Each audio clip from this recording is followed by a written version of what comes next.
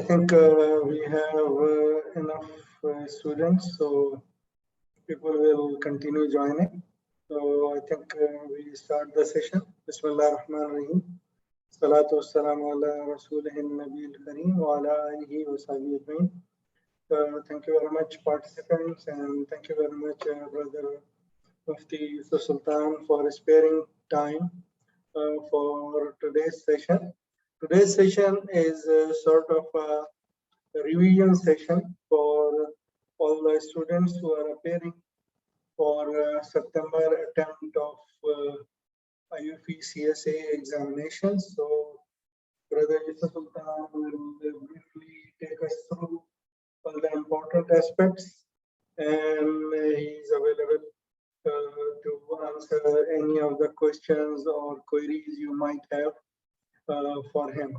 So without wasting any further time, I would invite Brother Yousuf Sultan to kindly start the session.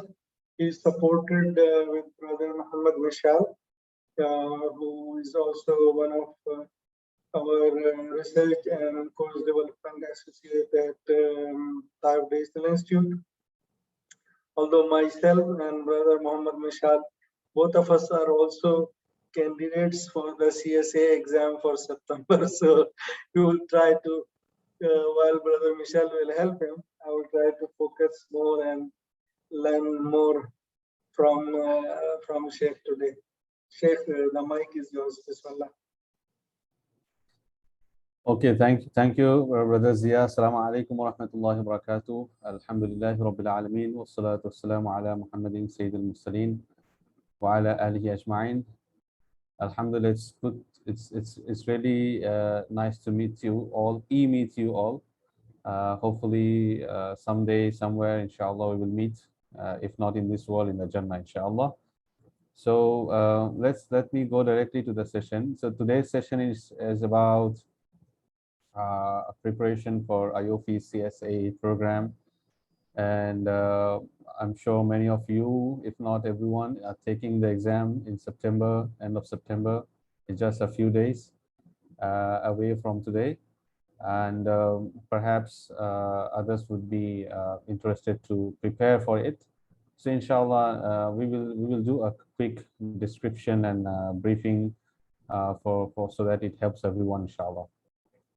So the approach we will have today is basically, we will definitely, I mean, it is understandable that we cannot go through the whole syllabus, right? There are 48 Shari'ah standards to be covered for the exam and 4 governance standards. However, what we are going to do, inshallah, we will compress the key points or the key concepts, I would say, and try to go through those. And inshallah, we'll try to wrap this up within an hour, and so I mean, hopefully not much.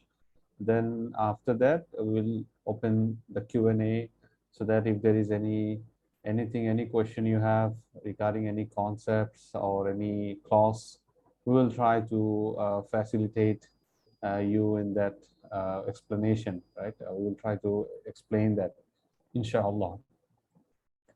So myself, I'm also a certified Shari'ah advisor and auditor, alhamdulillah, by AAOIFI. I think it's almost 3 years now, most probably. I have to recheck, I think.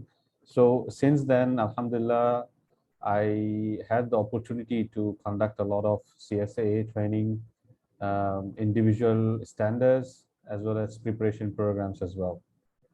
And yeah, and with TAIF, I think most probably you know that TAIF is also offering CSAA preparation courses, CEPA preparation courses, as well as you can directly register with AAOIFI for the exam through TAIF. Anyway, let's start, inshallah. Bismillah ar-Rahman ar-Rahim. So we have shuffled the standards here in this presentation. So it's not SS1, then SS2, SS3 always. You may have a bit of mix up. So maybe SS1 is there and then another Shari'ah standard. But we try to cover as much as concepts we can, inshallah. May Allah give us barakah in time Amin, amin. Okay, so the first Shari'ah standard. I hope all of you who are preparing for the exam this month have already gone through the entire Shari'ah standards, or hopefully, inshallah. And this session is meant to just give a recap of the concepts.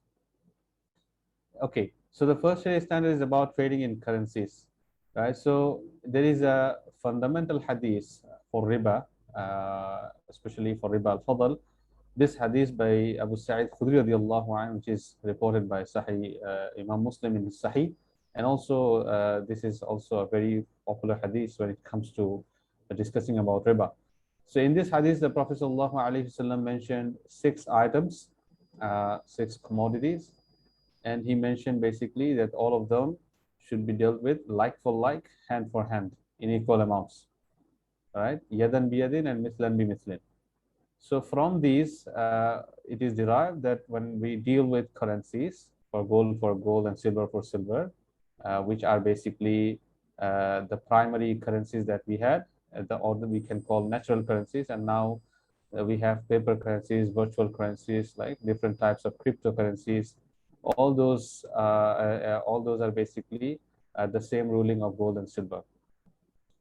In the sense of riba as well as zakat, for example. I mean, all the Shari'i rulings would be the same. So when we trade gold for gold or silver for silver for same type, like gold for gold or silver for silver, then there are 2 conditions. It has to be of equal value, and it has to be on spot. So you can see here it has to be on spot and also of equal value.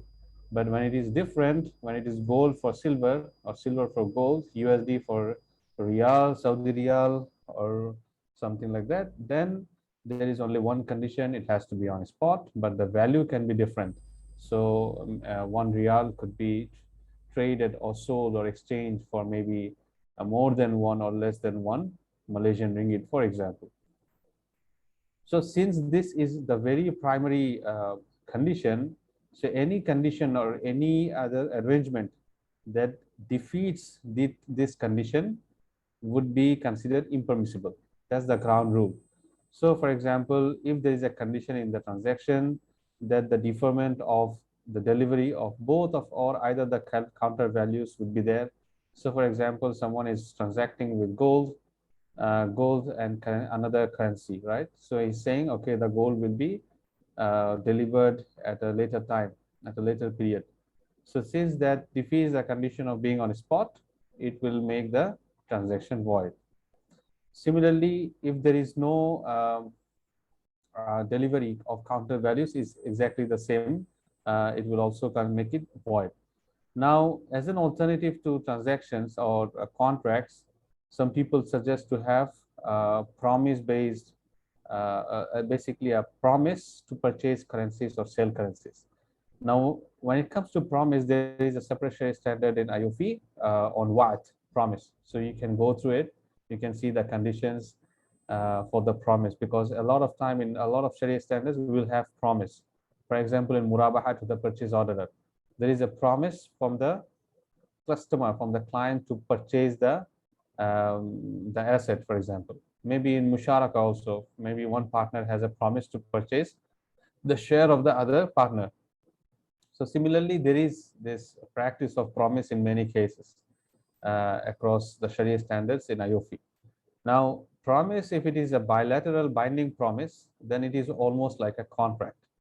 And if we consider it like a contract, whereby both counter values are deferred, then just like in a contract it is forbidden, similarly in a bilateral binding promise also it is forbidden. However, if there is a unilateral promise, meaning that only one party promises to purchase currency or sell currency, then there is permissible, no issue. And since the fundamental ruling is about being on spot, so let's say a party has a debt. One party has a debt of, let's say, 1,000 Saudi Riyal. But when it comes to settlement, he wants to settle in Malaysian ringgit or maybe some other currency. Now the question is, can he do that? Because there is a involvement of an exchange of currency. The Riyal is being converted to ringgit. The answer is yes, if the payment made in another currency applies the spot rate of the day of settlement. Because if it's not the case, then there would be again the issue of not being on spot, which is the very fundamental ruling of all currency trading in Sharia. Just to also add to this, basically this falls under the concept of bay'u sarf. Bay'u sarf is basically exchange, and we mean exchange of currencies like gold, silver, and any other currencies. So that basically is the very brief summary of SS1. Now let's go to SS3. SS3 is about al-madin al-mumatil, procrastinating debtor. The debtor who basically has the ability to pay but he doesn't pay. Now there is a hadith where Prophet ﷺ said that a delay in payment by a solvent debtor would be a legal ground for him being publicly dishonored and punished. So it basically makes it valid for him to be dishonored and for him to be punished, meaning the ruler or the judge can punish him because he is solvent. He doesn't have a legal ground to delay the payment. Now, since we understand from this hadith that this is basically a sinful act or a crime, we can say, and against which a punishment can be given. Hence, there are few ways actually to settle that or look into it from Sharia point of view. Now, in line with that, we have few discussions in these Sharia standards. We have highlighted only a few. So, for example, it's not permitted to stipulate or demand. So when it comes to a late payment, right, delayed payments, can we charge a penalty or not? No, we cannot charge. Because when we charge a penalty, when we charge a financial compensation against a dain, against a debt, or against a qard, against a loan, this is what riba is. This is what riba nasiya, which has been forbidden in Al-Quran Kareem. So we cannot do that. Now, it is permitted to stipulate in contracts that, I mean, an alternative to the first one, that okay. So just to add to this, so when there is a case of default payments, right? Definitely, we all want to deter that so that the debtor always pays on time. However, there would be definitely cases, actually many cases, where the debtor would default. Now, what are the repercussions that we can take from Sharia point of view? So one is, of course, to take securities, right? We can have that. We can see that in another Sharia standard. I think it's SS5 on guarantees. So we can see that Sharia has allowed several types of securities, maybe post-dated check, kafala. There is also a Sharia standard of hawala, which is transfer of debt. There's also a Sharia standard of rahan, which is basically mortgage or collateral. So we can utilize those types of securities in order to basically take the payment or settle the payment when it comes to a default case. However, the question is, can we take any financial compensation? Now, before we go into this, another fundamental question would be, does financial compensation or penalty deter the debtor or not? Because we see many cases in many countries that financial compensation is not basically a very effective way to deter the debtor from being from defaulting. In either case, still if people insist, the industry insists that there has to be some financial compensation, then AAOIFI Sharia standard allows that there could be an undertaking by the debtor that in case of delay in payment, he will donate a certain percentage or certain amount to a charity. Now, there is a difference between this and charging a compensation and then sending it to charity. When we charge a penalty and then send it to charity, it initially becomes a riba, and then because it is riba, we are giving it to charity. However, when we are having an undertaking to donate, it is not a riba in the beginning, in its inception, as well as when we are basically giving to charity, it is not riba as well. So one contractually wrong, of course, by sending into charity, we are validating it. But the other one is okay, even contractually, because it's basically a aqd tabarru', it's basically an act of charity from the debtor to donate a certain amount. Anyway, in both cases, the charity has to go directly to a charity, and it should not directly or indirectly benefit the IFI. That's the main thing that we have to remember. And the rest of the thing, I think, I mean, not so. I mean, you can just go through. In case of murabaha sale, if the asset that was sold is still available, is the original condition, and the buyer has defaulted and become bankrupt, then the seller is entitled to repossess the asset. So this is a ground rule in Sharia. So if I have sold some asset to someone and the purchaser has not been able to pay the debt back, and let's say he got bankrupt, right? So I would have the priority over the asset if the asset is still there, it's in the original condition, it hasn't been modified. Let's say I have sold some raw material and it has been modified to another asset, then it's a different case. But if it is still intact in its original form, then definitely the creditor would have higher priority over other creditors to repossess the asset and maybe liquidate it to recover the debt. Okay, so that's briefly this Sharia standard number 3. In Sharia standard number 31, so basically we will have some summary on that. So gharar we know by definition is basically an uncertainty, it's an ambiguity in the contract. Now, how would be a gharar? When would be a gharar really be a gharar? In the sense that it would be impermissible, it would basically create problems, Sharia-wise problems in the contract. So this is where we have 4 conditions mentioned by AAOIFI Sharia standards. We look into it, said if those 4 conditions are met, then only we can say that this gharar is impermissible. Otherwise, we will still be able to tolerate it. Okay, so what are the 4 conditions? Number 1, it is involved in an exchange-based contract. Sorry, it is involved in an exchange-based contract. Aqdul muawada, like I am giving something and I will get something back, which happens basically when in a sale contract, in an ijara contract, in a lease contract, in a wakala bil ujra contract, wakala bil istismar contract. All those contracts, basically I am giving either some commodity or some asset or some service, some benefits, some utility, and I'm getting something in exchange. So these are all exchange-based contracts. Now, the first condition for the gharar to be impermissible is that the gharar or the uncertainty is in an exchange-based contract. So if the gharar is in a hiba contract, or let's say a charity, a donation, then it will not be impermissible. It would be permissible. It would have basically no issue. Secondly, it is in extensive degree, right? So it's something that the urf, the customary practice, considers it quite excessive, because of which it is either very much difficult to identify the asset, the mabi' is the one that is being sold, or maybe to specify the price. Basically, gharar would be in either of the two, either on the subject matter of the sale or on the price of the sale contract, right? So in case it is excessive in degree, so for example, sale of fruits before production. So someone is selling that I will sell all the fruits in this tree, but the tree hasn't produced any fruits yet, right? Or maybe it's not harvested yet.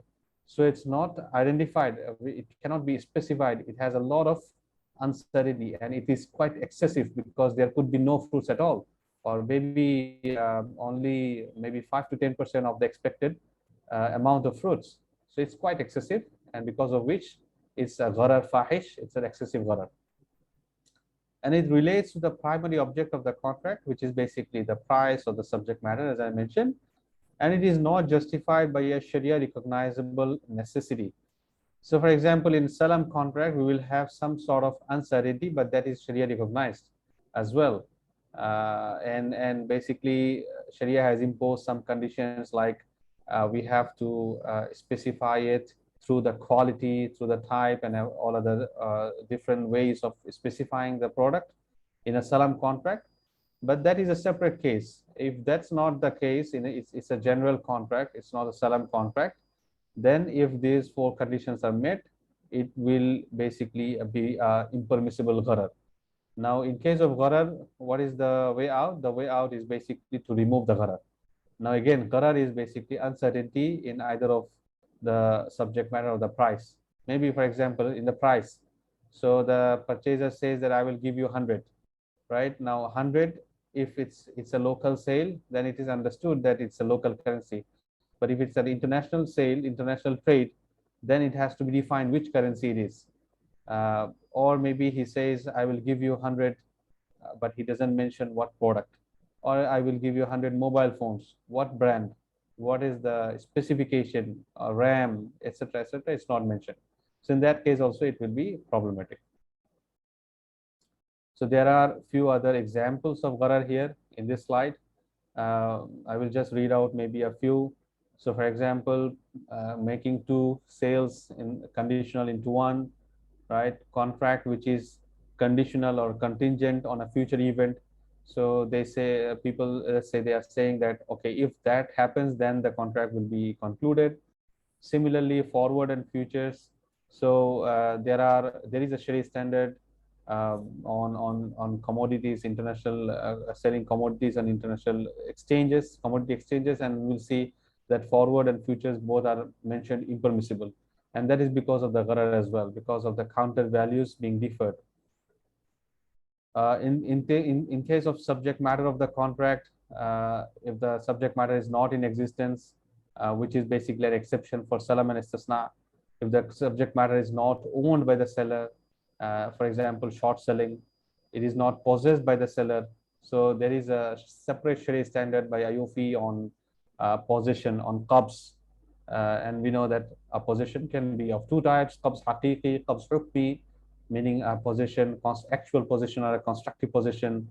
And to briefly mention, actual possession is when we possess something uh, physically, for example. So if someone is giving me an asset, maybe if it's a mobile, then I'm just taking over the asset, the mobile phone. If it's a car, it's a automobile, then I have the key and I can basically go into it and drive it. That's the actual possession. Whereby constructive possession is basically when I have the documents of ownership and there is no barrier for me to take the delivery. All the barriers from the seller is basically taken off. So if that's the case, then it would be considered a constructive possession as well. Then it is further defined by AAOIFI in the Sharia standard on qabs. So similarly, another way of having gharar in the subject matter of the contract is when we don't have a specification of quality or quantity. So that would also lead to gharar. And why is gharar, by the way, why is gharar impermissible? Why is uncertainty impermissible? Because it defeats the purpose of a sale contract. Allah subhanahu wa ta'ala in Al-Quran Kareem, He mentioned, Ya ayyuhalladhina amanu idha, la, not, wala ta'akulu, sorry, wala ta'akulu amwalakum bainakum bil batil illa an takuna tijaratan an taradin minkum. Do not eat each other's wealth by batil, right? Without proper right. Illa an takuna tijaratan an taradin minkum, except when it is by means of tijara, by means of trade, by way of mutual satisfaction. And an taradin minkum, mutual satisfaction. So both parties are satisfied. So when those fundamental terms are ambiguous, they are not properly specified, it leads to dissatisfaction of the parties. And dissatisfaction leads to munaza'ah. Yufdil al-munaza'ah. Munaza'ah means dispute. And that's what we want to avoid. In whole fiqh mu'amalat, this is one of the things that we want to avoid. We want to avoid the potential of dispute arising from uncertainty, ambiguity of the contract. So that both parties, they understand what exactly is meant in the contract. Today, if you look at the contracts today, a contract is maybe 20, 30 pages, is still ambiguous. Why? Because it's so long and we have so much legal jargons and everything. It is quite difficult for layman people to understand. In Sharia, contracts could be very simple, but it has to be clear. It has to be in very layman terms so that people understand what is it talking about, what are the fundamental terms, what are the definitive terms, etc., so that they can agree, they are satisfied that okay, this is what actually I agreed. It's not that they are surprised suddenly, oh, I didn't agree to this, when did I agree? And then we say, yeah, you did a checkbox tick mark, you forgot, you did a check mark tick box. So that's not what Sharia basically advises us. Anyway, there could be gharar in the delivery of the subject matter as well. So for example, in case of sale of debt or sale of receivables, there is a separate Sharia standard by AAOIFI on bay'ud dain, which is not part of the curriculum for CSAA exam until today. I mean, not yet. Maybe in the future it will be.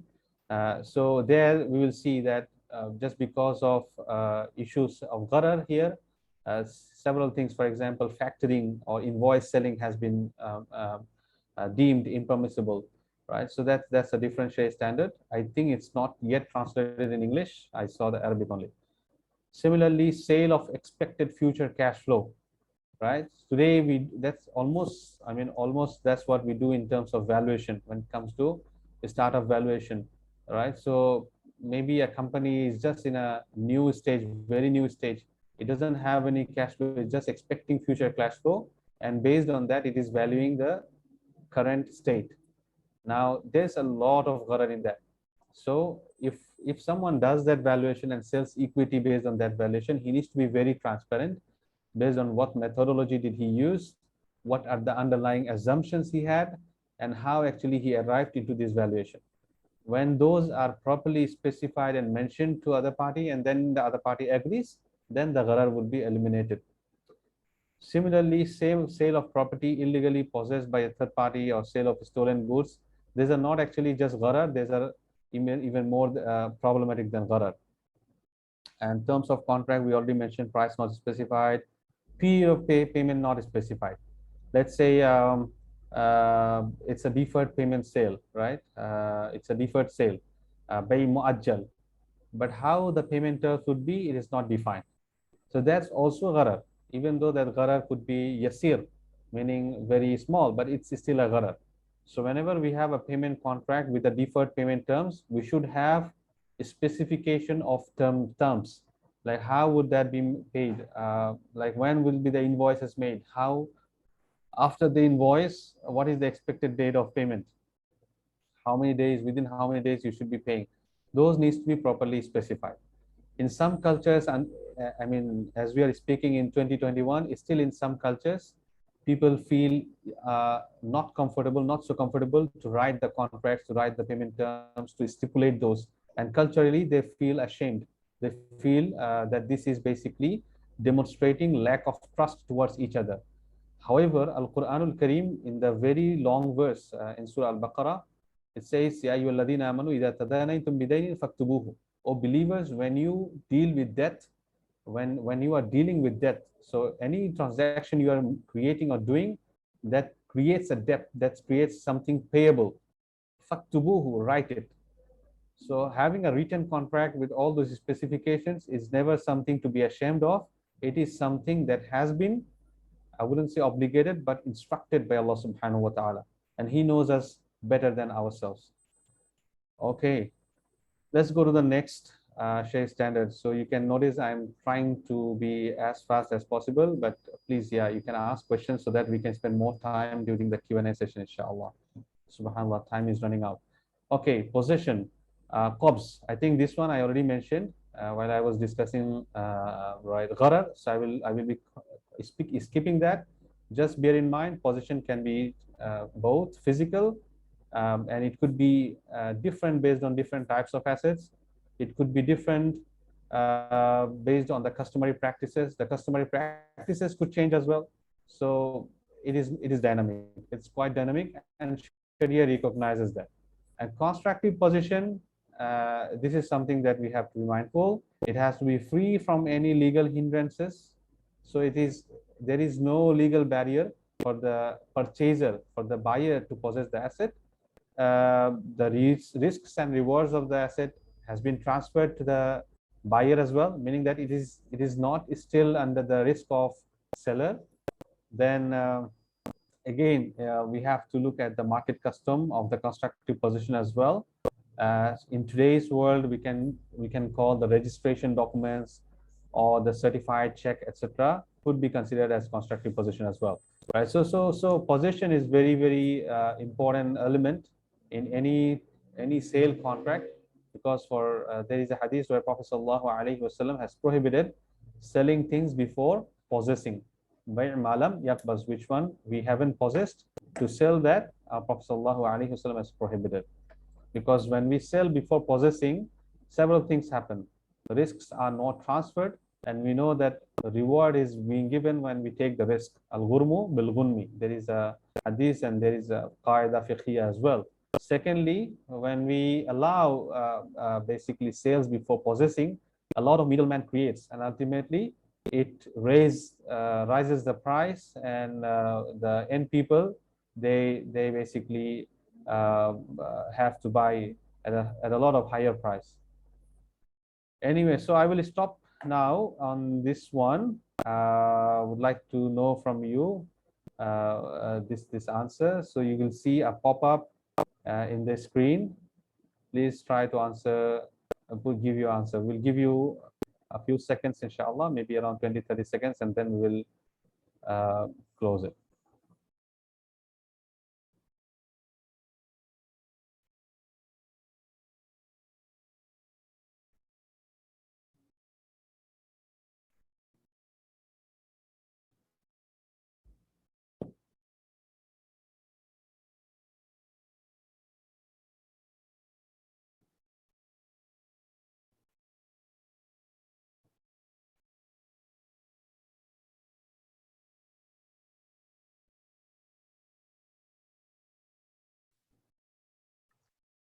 What is the question? I think we can see on the screen only the answer options.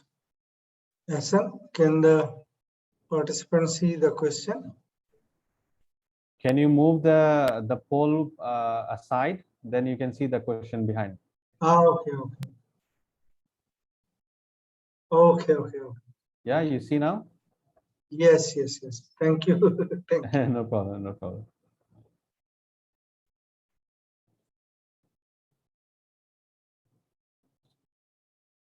So the question is, Mr. A is a farmer from North Africa who makes a deal with an exporter to sell his entire upcoming harvest of apples, which is due in the next 6 months. Yeah, so do you think it's valid because it's a non-commutative contract, or do you think it's invalid, or do you think it's valid if the price is paid on spot, or it is invalid because the farmer did not specify the trees whose harvest has been sold? Few more seconds, inshallah, we'll close it.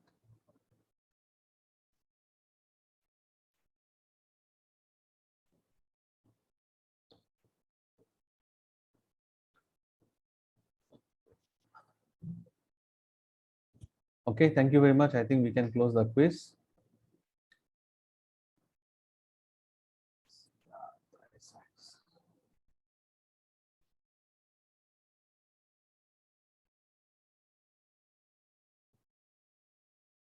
Okay, we have closed the quiz. So basically the answer is B, because it has gharar in the subject matter of a commutative contract, or basically it's a Abdul Muawaza.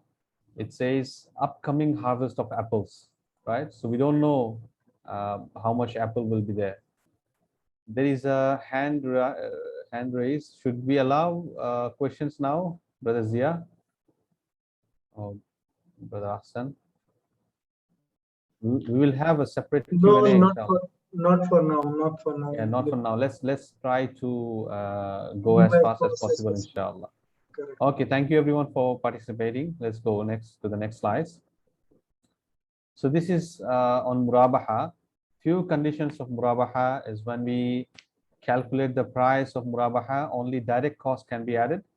Direct cost is basically, so for example, it's maybe a murabaha on a car, okay?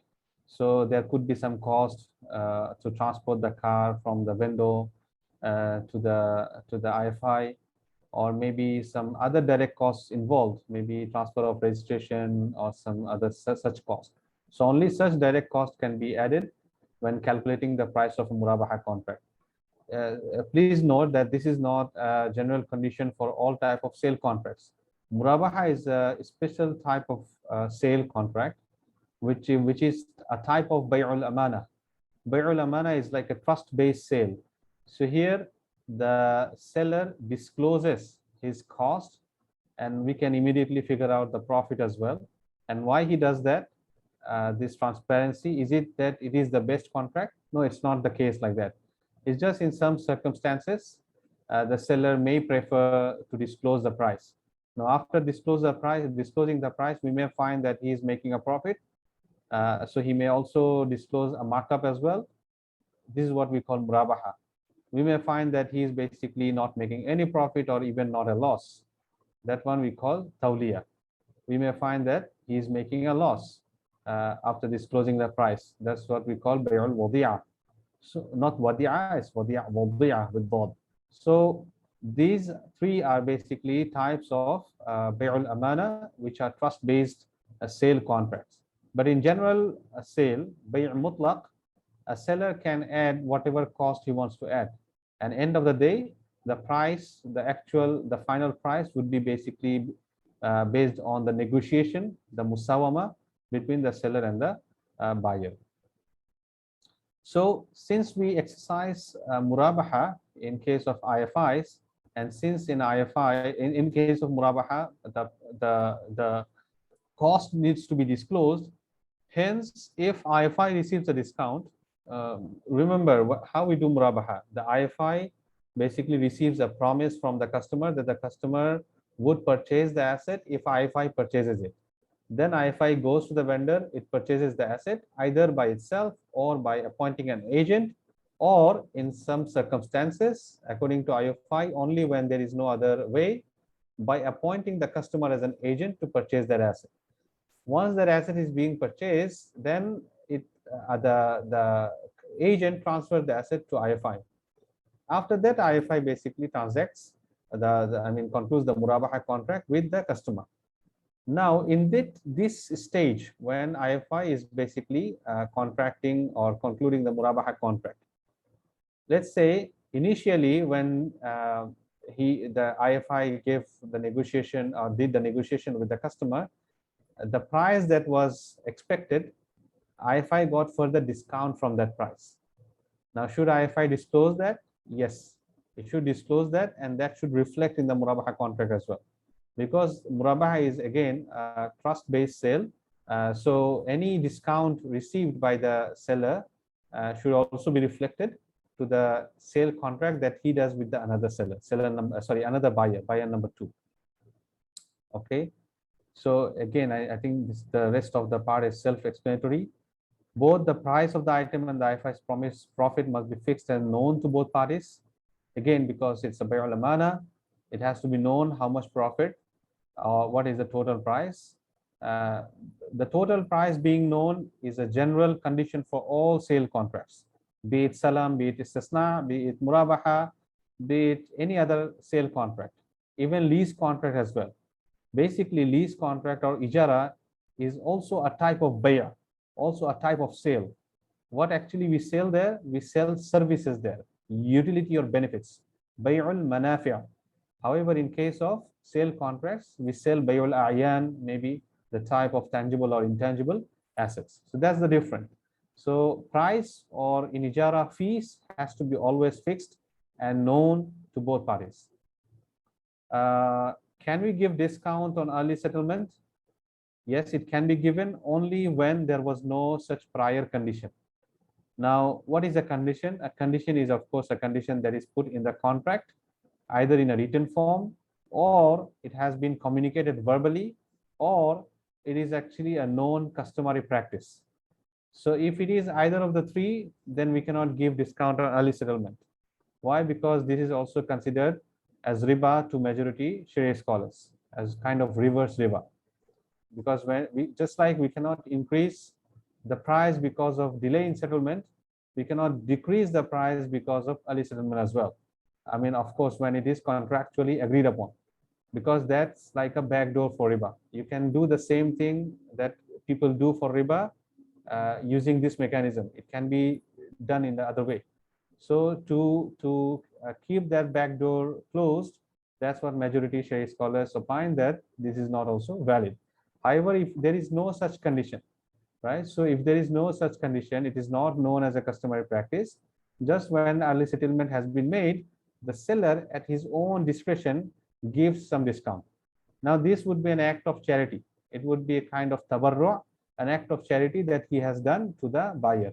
It will not be linked to this murabaha contract. Hence, it is valid.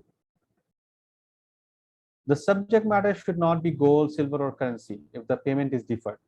Why? Because if, when we do murabaha in a banking context, usually the murabaha is structured in a manner that the payment is deferred.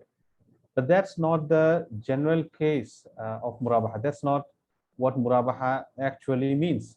Murabaha just means that the component of ribh has been taken when it is named as murabaha. Ribh means profit. So just a sale where the price is being disclosed and a profit is there. A profit markup is there. That's what murabaha is. That's it. It can be on spot, and it should be, it was not should be, sorry, it was on spot actually in most cases. But today in IFI's context, we have added another component to it, which is muajjala, being in a deferred payment state. So we have combined murabaha with muajjala, and that's the product that we have. Now, if that's the case, that this murabaha is basically on a deferred payment basis, then we have to be mindful that it shouldn't be, the subject matter should not be gold, silver, or currency. Because if it is gold, silver, or currency, just like we discussed in SS1, it will not be on spot. And it will not be on spot, then it will be riba. It will not meet the conditions of bay'u sarf. If you recall, we already studied that in the very first SS. So this is the reason why it cannot be gold, silver, or currency. Okay, similar to murabaha, tawarruq. Tawarruq is just basically another leg to murabaha, we can say.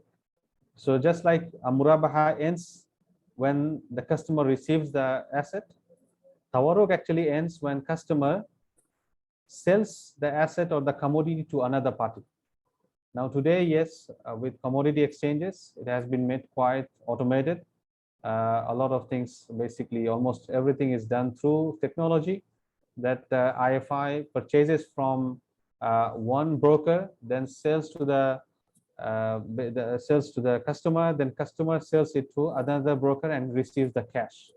So even though end of the day it is cash, but it is a sale contract. It's a sale contract, and it has to also meet the conditions of a sale contract.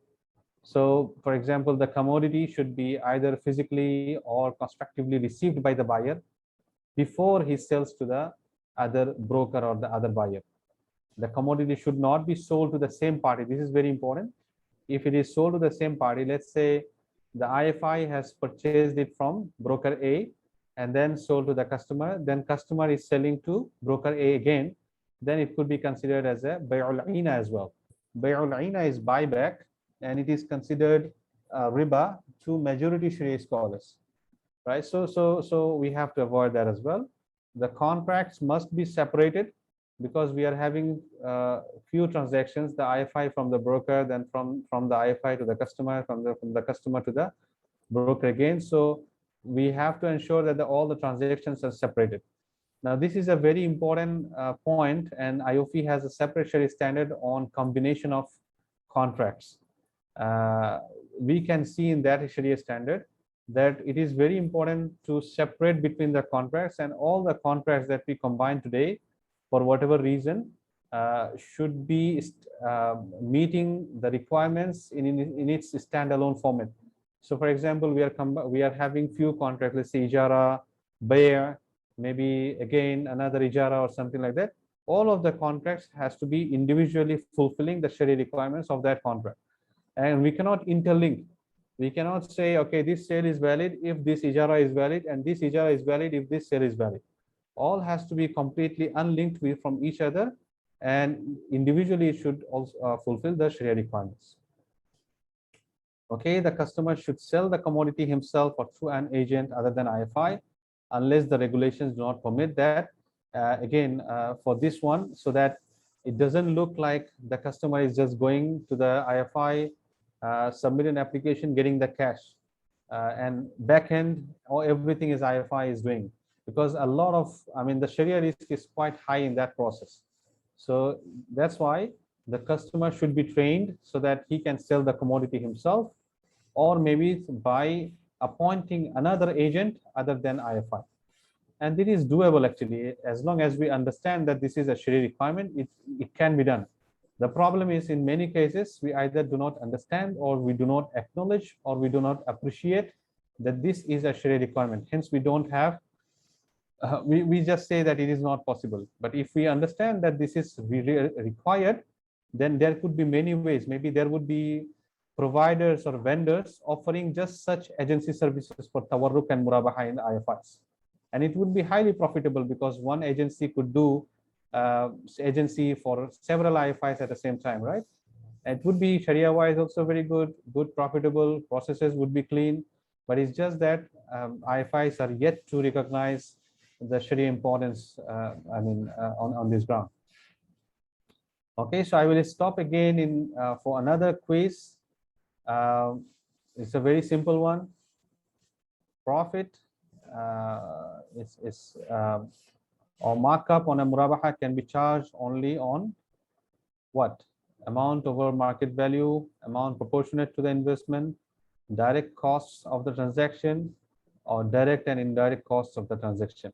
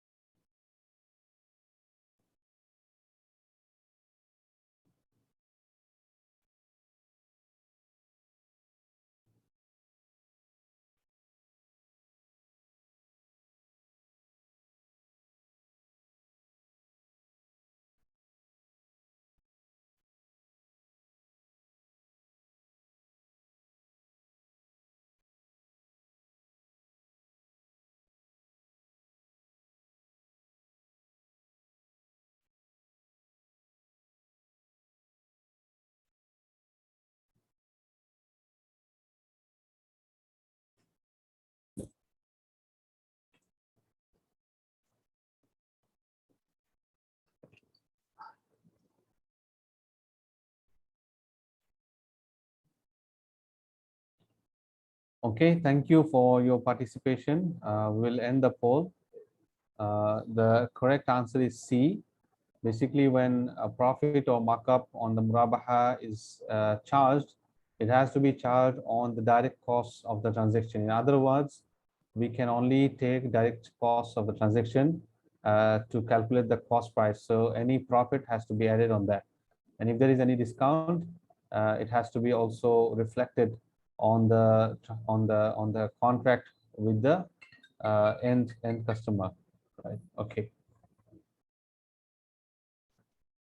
Okay, this is some conditions related to the salam. It could be in the forms of fungible goods, items of a material value, or usufruct. It has to be known and specified. It shouldn't be a debt. It must be paid immediately. I will just focus on this one maybe. This is one of the very important conditions of salam. And this is basically a distinction between salam and istisna.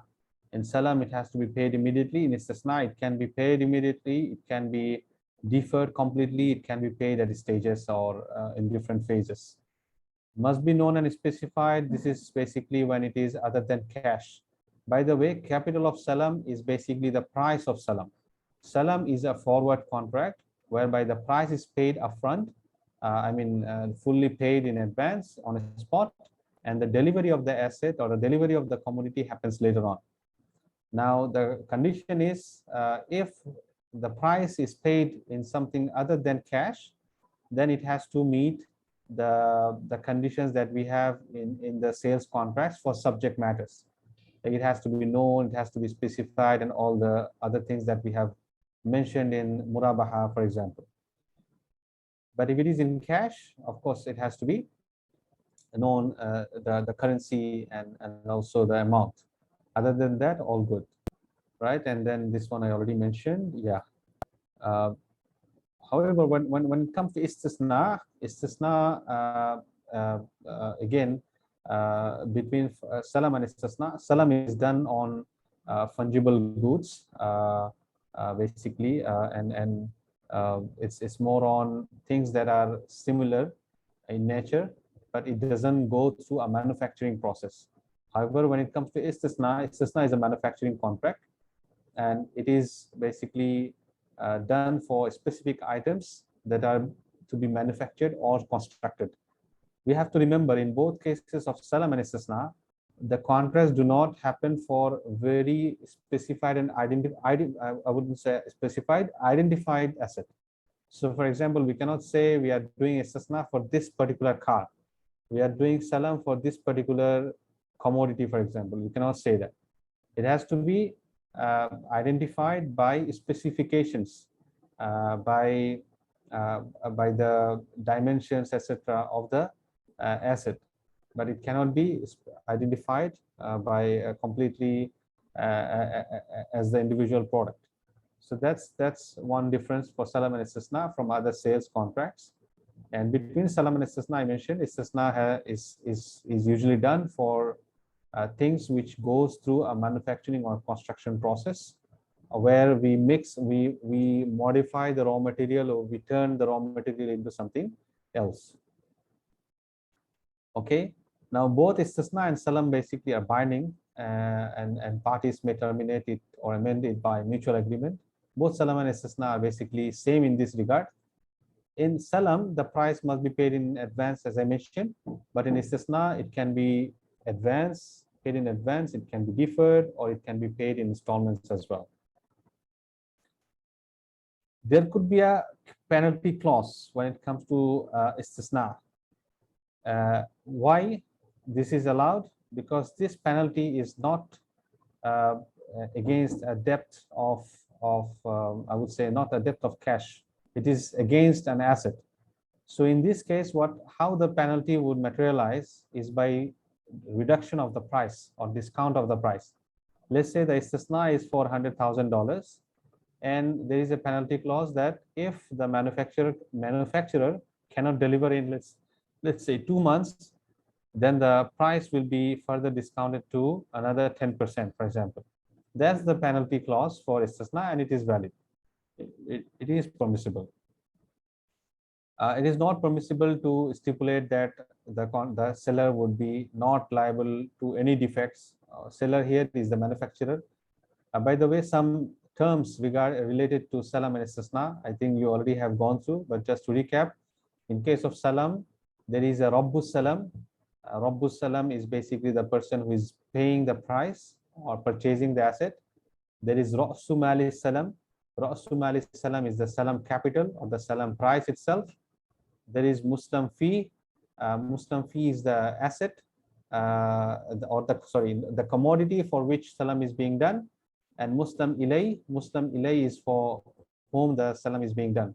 You can go through those definitions. I think in salam standard there is definition by AAOIFI, a separate section. You can go through it. By the way, for the preparation of CSAA exam, one key area to look always at is the definitions part. And not only the definitions in the definition sections in appendix, but you will have a lot of definitions inside the clauses as well. So whenever you have definitions, please mark it, because these are also very key areas for the exam. Okay, the last one, if you remember, I already mentioned that the subject matter cannot be identified or specified asset like this car or this something. So we cannot use istisna or salam for very much identified asset.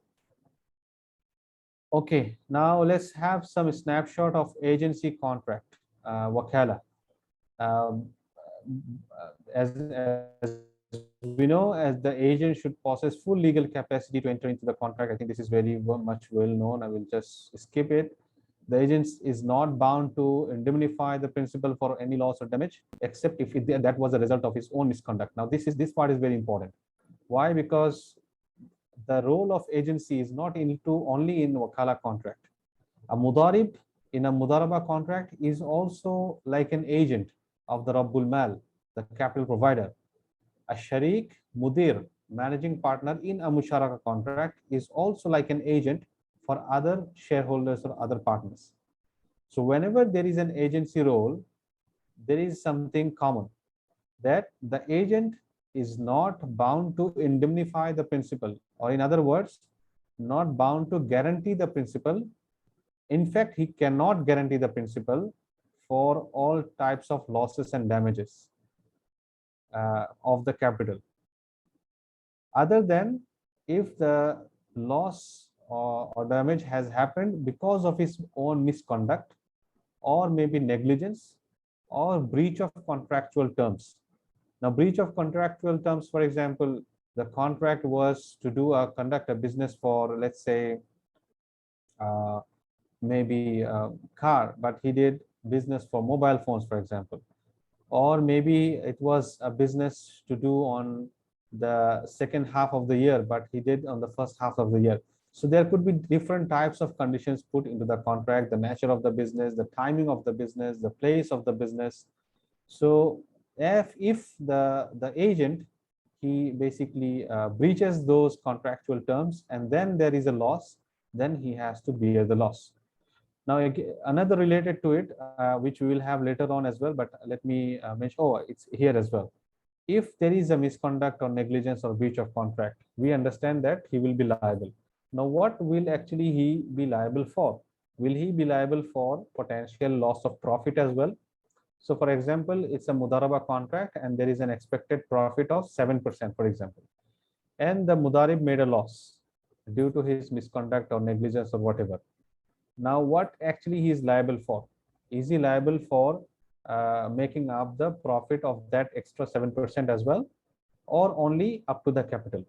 The answer is only up to the capital, because in Sharia, in entire fiqh muamalat, we will see that the opportunity loss, the loss of potential profit making, is not actually considered as a loss. Only the actual loss. Now, what is actual loss? Let's say there is a $100,000 capital and there is a loss of $10,000 and it made it $90,000. Then that $10,000 is the actual loss for which the agent, the mudarib, the sharik, the managing partner would be liable. He will not be liable for the profit that it was expected from the venture. So this is a very important principle. It will be applying in all the other related Sharia standards as we mentioned. Okay, the agent can appoint sub-agent. The agent can even deal with his relatives, unless he's a spouse or someone in his guardianship. Then it would be different, because it would lead to a conflict of interest. As we know, an agent basically by default is also Amin, a trustee, right? So he is basically expected to act at the best interest of his principal. Now, if he is dealing with his own relatives, like for example, very close relatives, his spouse or someone is under his own guardianship, then it makes it a conflict of interest and he may be favoring them. So he needs to disclose that, and if the principal agrees, then only he can do the transaction. And this is very important. An agent cannot act for both parties in the contract. This is a fundamental rule in fiqh muamalat. One party cannot represent both parties, counterparties inside a contract. So there couldn't be any situation that one agent is basically an agent of the buyer and the seller at the same time under the same contract. That would basically trigger a Sharia issue. Okay, so I will stop here for another quick quiz. Let's see how it goes.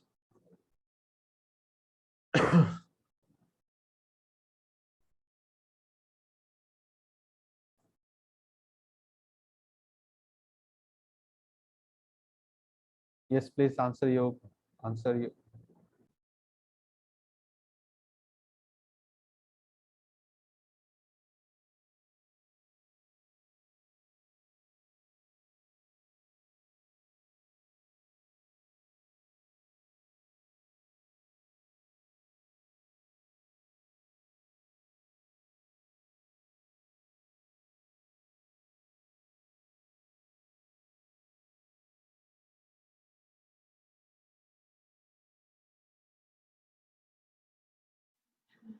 Sheikh, I must tell you that, mashallah, we had a registration over 300 people for this session at the moment.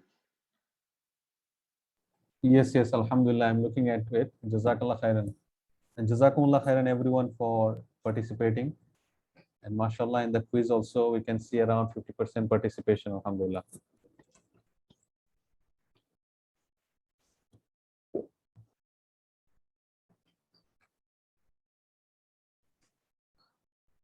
Okay, I think we can end the poll. Yes, we have 56% answer for option B, and that's correct.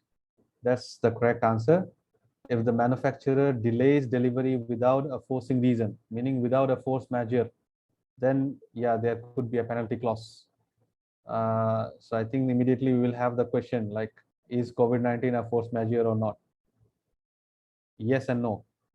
In some cases, in the beginning months, yes. Subsequently, maybe no. Maybe it's different for, have to, this forcing reason or force majeure, we have to also look into it to get al-madin al-mumatil or procrastinating debtor. So we have to consider that as well, because there are debtors, procrastinating debtors, who look for excuses, and COVID-19 is a very good excuse for many. May Allah subhanahu wa ta'ala give us tawfiq to always pay our debt on time and be a good believer. Amen. Okay. Sorry, brother. Like some people are like not following the question. The questions are on the slide in the presentation. So anybody who is attempting the answer the question, when the answer slide comes, you need to move it, drag the like cursor, and move it aside so that you can see the question. The question is on the slide, and you need to answer on the pop-up screen. So pop-up screen, you need to move ahead, move aside so that you can see the question. Sheikh, you can continue, please. Jazakallah khairan, brother. I think most probably people who are joining from mobile phone maybe will have, it will overlap. So you just need to swipe and see. Yeah, so maybe on one screen you will see the pop-up, and the other if you swipe, maybe you will see the questions. But let's also do this, Brother Hassan and Brother Mishal. For the next quiz, maybe first we allow for a few seconds to see the question, then we pop up the quiz box, inshallah. Answer, right? I think that would solve the issue. Okay, thank you, everyone. Let me go to the next topic. So this is a very brief on discussion on Sharia ruling for Musharaka. When it comes to Musharaka Sharia standard, it is one of the biggest Sharia standards in AAOIFI, longest Sharia standards, not biggest, sorry. And the most important part is basically profit and loss. So just like in a sale contract, the most important part is the subject matter, which is basically the commodity or the asset being sold and the price. Similarly, in the Musharaka and a Mudaraba contract, the subject matter is profit, and with profit related is loss. So those are the most important parts. So if we can remember those key points, inshallah, for anything related to Musharaka, we can easily solve. So very few points here. Firstly, profit has to be always percentage of profit, and a profit is defined as gross revenue minus all expenses, then we can get the profit, right? So in today's world, we can see that there is a profit calculation before tax as well, right? So that that could be a temporary profit calculation, but when it comes to final profit calculation, we have to also consider the tax, because the tax is also part of the business expenses. Anyway, so the profit has to be determined as a percentage of the profit. It shouldn't be a fixed amount or a percentage of the capital. A percentage of capital, let's say we say we mention it as an ROI, right? So we say if you put 100,000, you will get 7% of your capital. So calling it 7% of 100,000 or fixing it as 7,000 is the same. And when we fix the profit, it makes it a riba. because when we fix it, it gives a definitive return, guaranteed return. Then it makes the capital as a loan, and any additional we give to on top of the loan, it makes it riba. There is a qaida fiqhiyya, a fiqhi ruling, a fiqhi qaida, usul, that kullu qardin jarra naf'an fahuwa riba. Every loan that begets some benefit will be considered riba. Okay, so profit can be proportionate to capital contribution, or it can be determined between the partners. So for example, we can say, okay, one party is providing 50,000, the other party is providing 50,000, so a total capital of 100,000. So the partners can say, okay, the profit ratio would be also 50-50.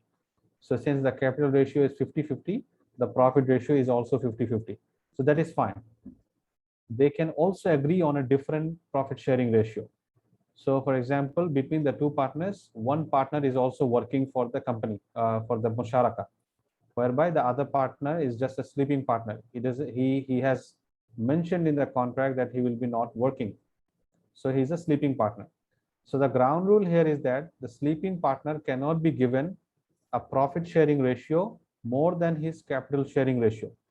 So if he is putting 50% capital, he cannot be given 51% profit. However, the working partner can be given profit sharing ratio more than his capital sharing ratio. So in case he has put 50% capital, he can be given 51% up to 99%, no problem.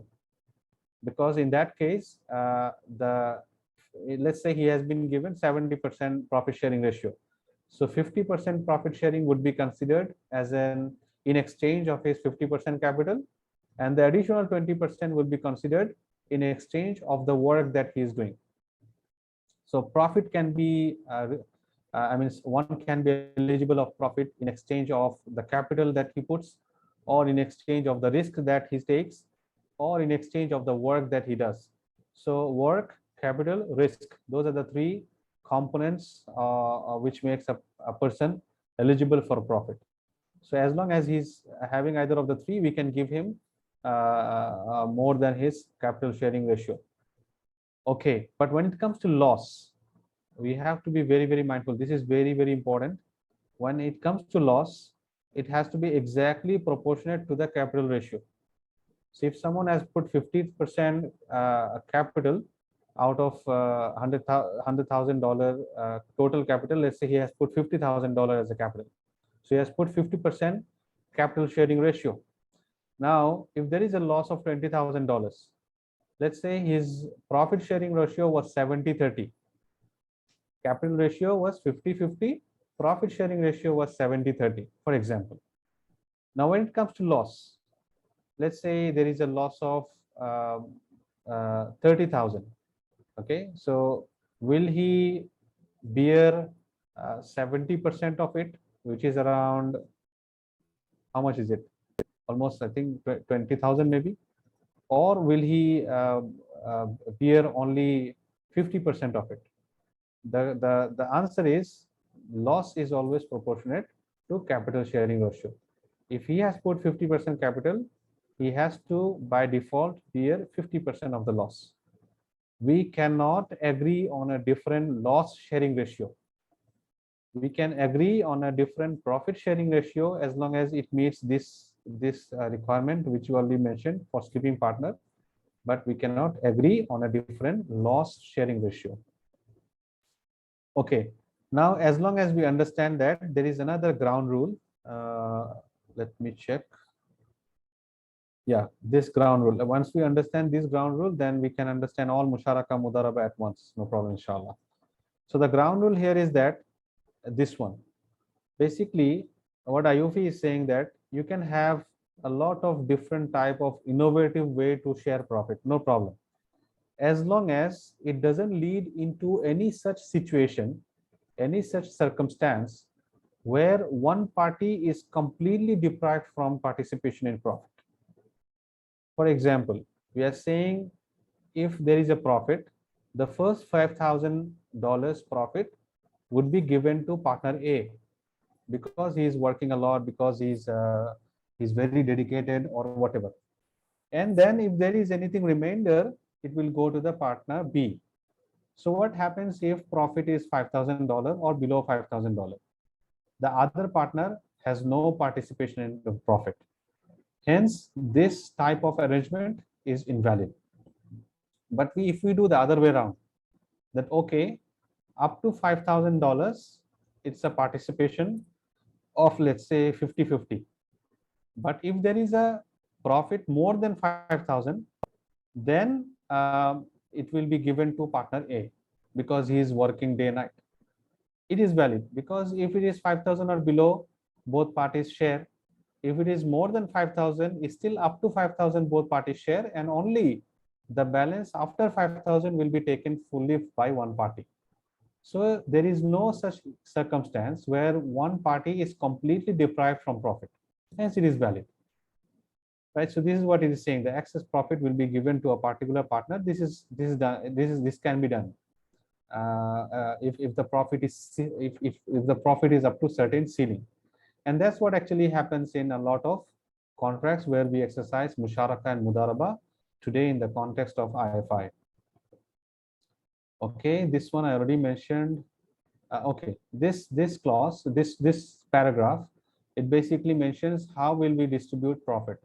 Now, in general, profit should be distributed after actual valuation. What does actual valuation mean? In those days, a musharaka would be very short.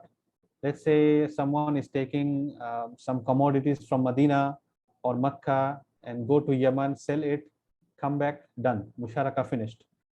But today it's not the case. We form a company and the company basically sometimes goes for hundreds of years, right? So in such cases, how will the profit distributed? So another concept here is basically constructive valuation. So just like we have actual position versus constructive position, we have actual valuation versus constructive valuation. So actual valuation here would be just to sell everything and then we know actual real value, how much we are getting and how much we are making profit.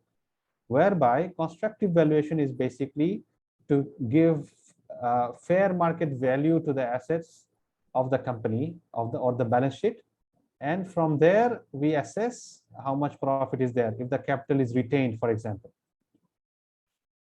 All right, so this is constructive valuation, and this is what is practiced today when it comes to the context of IFI. Not only IFI, even the companies, corporates every year, and there is a calculation of profit, etc., and that is based on constructive valuation. Profit should not be distributed based on expected profit. It should be if there was an expected profit, if something was basically distributed in advance, it has to be adjusted when an actual or constructive valuation has been done. Okay, last discussion on diminishing musharaka, which is a very important subject or under the standard of Sharia, Sharia standard of musharaka, and which is also practiced in several contexts of IFIs, is that diminishing musharaka is basically a partnership where the share of one partner diminishes, gradually diminishes. Now, how it works is let's say a customer or a client needs to purchase, let's say, a property and he cannot afford the full payment. So maybe he is just putting 10% of the price and the rest 90% is put by the IFI. And both parties jointly own the property. Then what happens is that every month or every quarter, based on the arrangement agreed upon between them, the client pays an amount, and that amount is basically a price for the 90%. Sorry, so that he can own the asset over a period of some years, several years. Just like in conventional banking system, also they have some arrangement like that. But of course, since the contract is different, the contractual relationship as well as the implications are different as well. But the idea is that at some point, the partnership share, the equity share of the IFI will gradually diminish, and the asset will be completely transferred to the end customer or the end client. Now, there are a few things here. Maybe I will not read all those things, but it's just we have to be mindful that this is a musharaka, it's a joint ownership. So the rulings of musharaka will apply to it. and usually there is a promise to buy by the other partner. Now that promise has to be independent. I think we already discussed that when we discussed about the promises in another Sharia standard. And the price, the promise cannot have any fixed price. So let's say, for example, the partner cannot say that I will purchase at that price.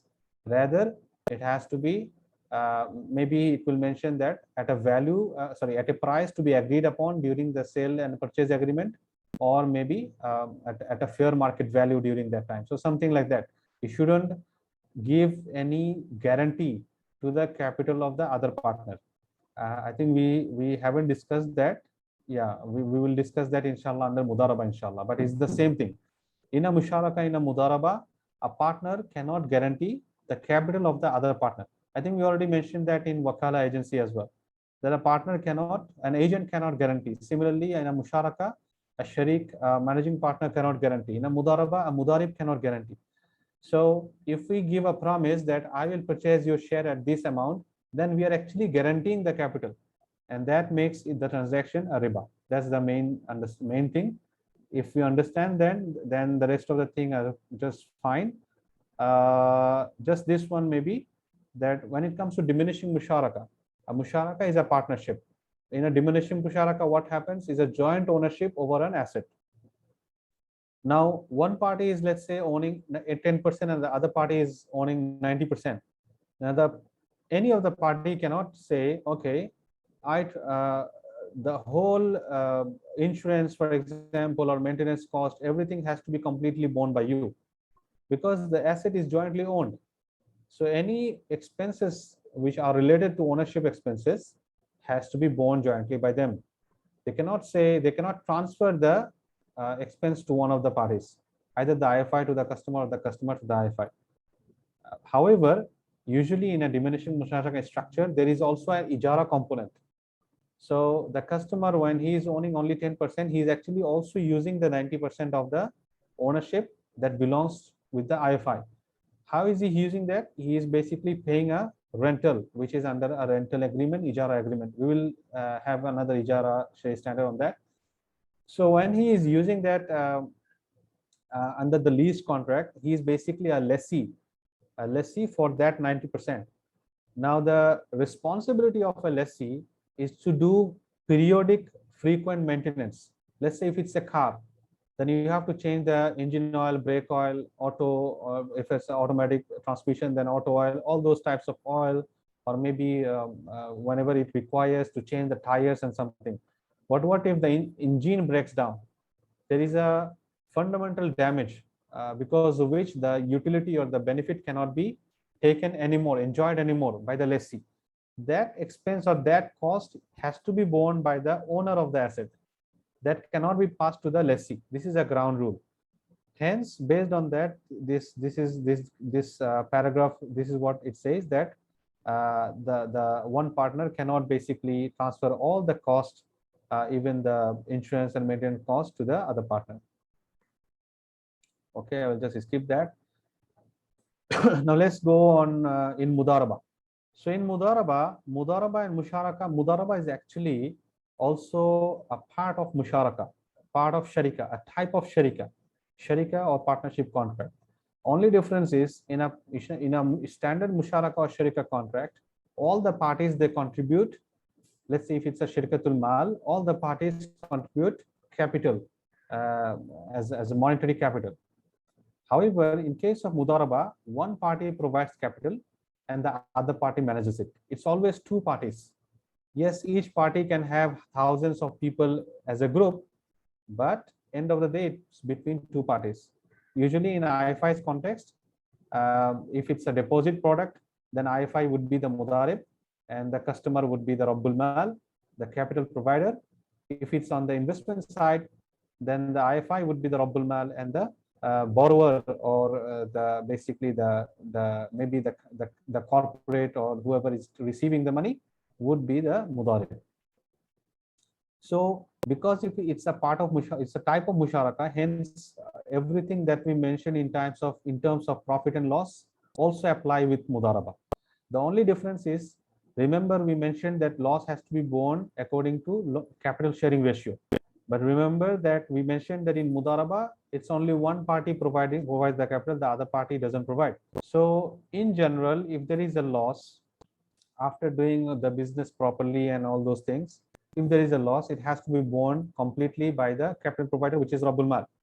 The loss of the Mudarib is his time, is his effort that he has given, because he doesn't have salary, he just have profit sharing. So once there is no profit, he doesn't have anything, right? That's his loss. When it comes to so that's about profit. When it comes to loss, loss also I mentioned. When it comes to profit, profit is since there is no I mean the Mudarib doesn't put any capital, they can agree on basically any profit sharing ratio. So they can make even 99-1, they can make 30-70, 50-50, whatever they agree upon between them, they can make. Because the Rabbul Mal is basically sleeping partner, so and he is putting 100% capital. So the issue of sleeping partner limitation of the profit sharing ratio or the ceiling of profit sharing ratio that we mentioned under Musharaka does not apply here. Anyway, let's look now into guarantees. So again, in both Musharaka and Mudaraba, the Mudarib and the managing partner is basically like an agent, like a trustee for the other partners. So he shouldn't be giving guarantees to the capital. However, there could be some external guarantees. For example, there could be takaful, there could be a reserve which is made from the profit, so that reserve could be used whenever there is a lack of profit to make up the profit up to the expectation. That could be done, but a guarantee by the Mudarib is not permissible. A guarantee by the Mudarib to buy assets at its original price also not permissible. A guarantee by a third party is permissible. However, if the third party takes the money back from the Mudarib, then it is not permissible. Similarly, a paid guarantee is not permissible as well. Only permissible guarantee, I mean capital guarantee other than takaful or reserve is to have third party. Now the definition of third party is that third party does not own this guarantor partner by 50% or more, or vice versa. So for example, in this case, let's say the Mudarib is AAOIFI A. Now AAOIFI A does not own that guarantor entity by 50% or more. Similarly, that guarantor entity does not own this AAOIFI A by 50% or more. That is the definition of being a third party. Okay, now another question. Let's keep the question for at least 20 seconds and later on we put the quiz, inshallah. So in this quiz, basically the question is: a binding promise by a partner to acquire another partner's equity share is not allowed if it is according to what? Please answer.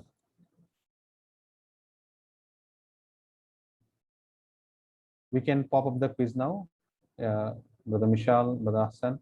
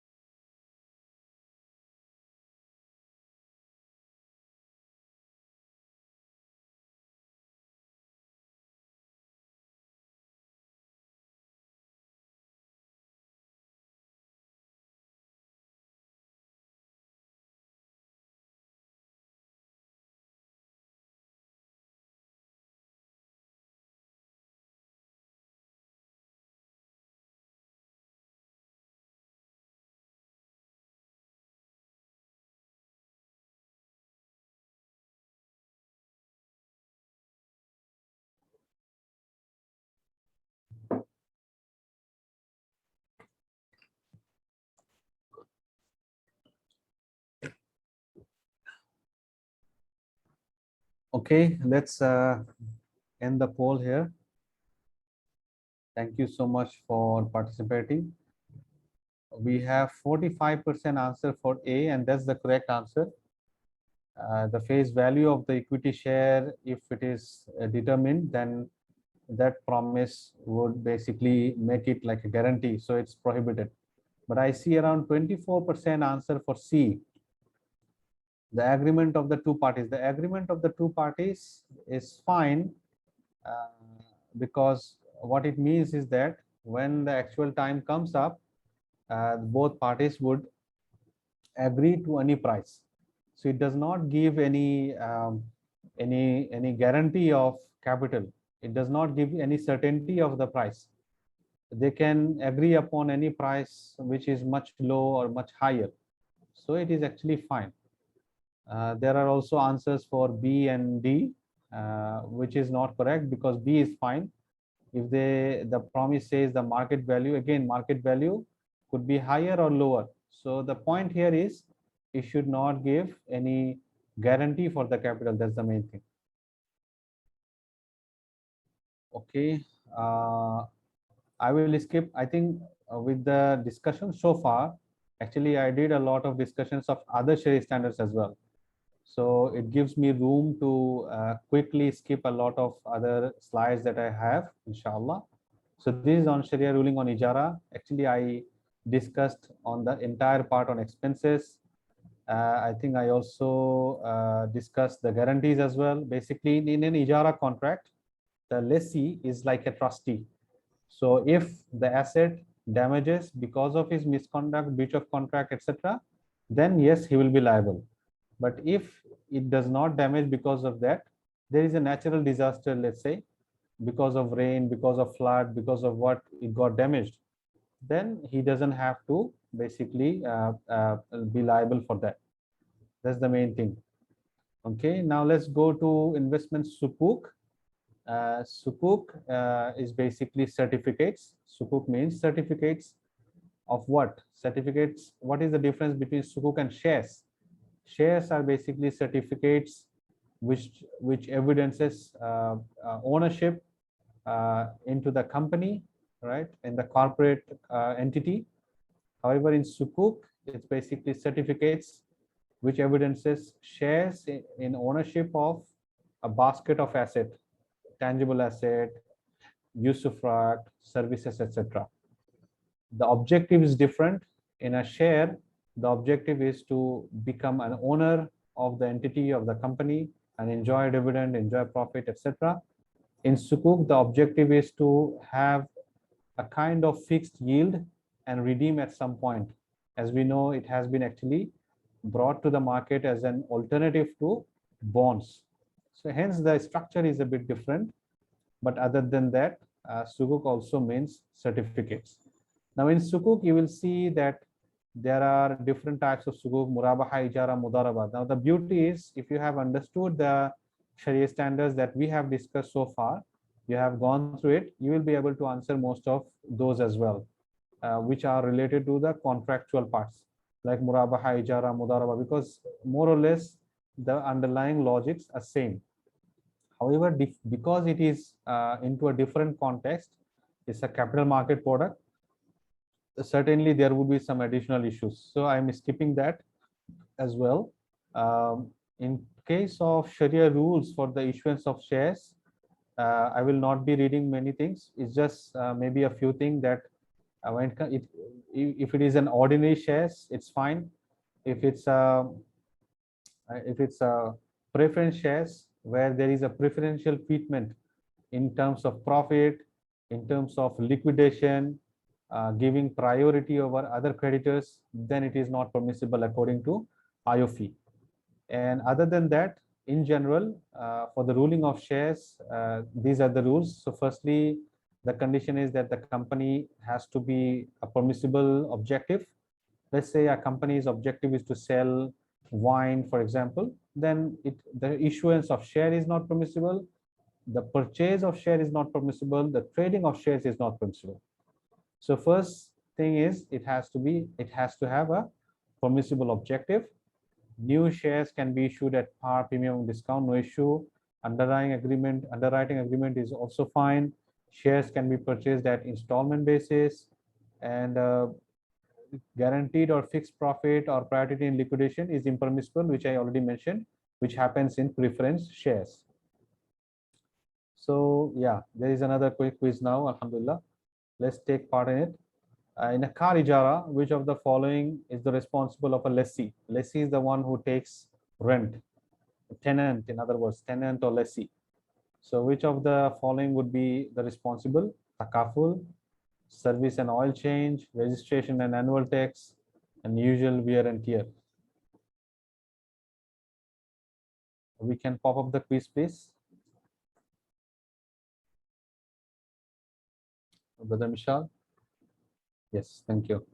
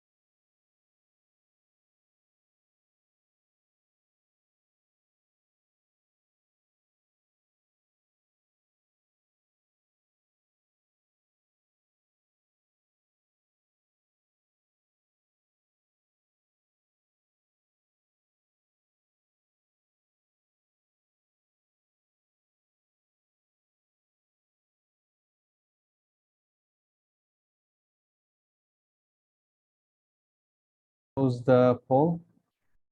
Thank you everyone for participating.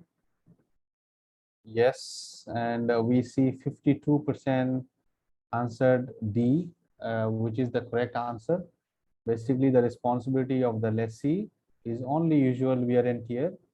Other than that, the takaful cover or the insurance, the basically oil change on completion of certain mileage, registration of annual tax, etc. I mean, other options are, yeah, sorry, 2 and 4, the service and oil change and usual wear and tear. Those are the responsibility because those are periodic maintenance.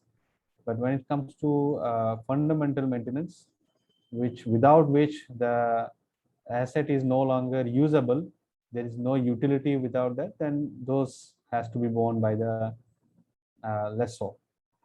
I see there is a good amount of confusion for the rest 48%. So when you are sitting on the exam, please be mindful of those things. There could be very much similar options, but you have to read again and again and try to understand. And I'm sure, inshallah, you will be able to do that. Okay.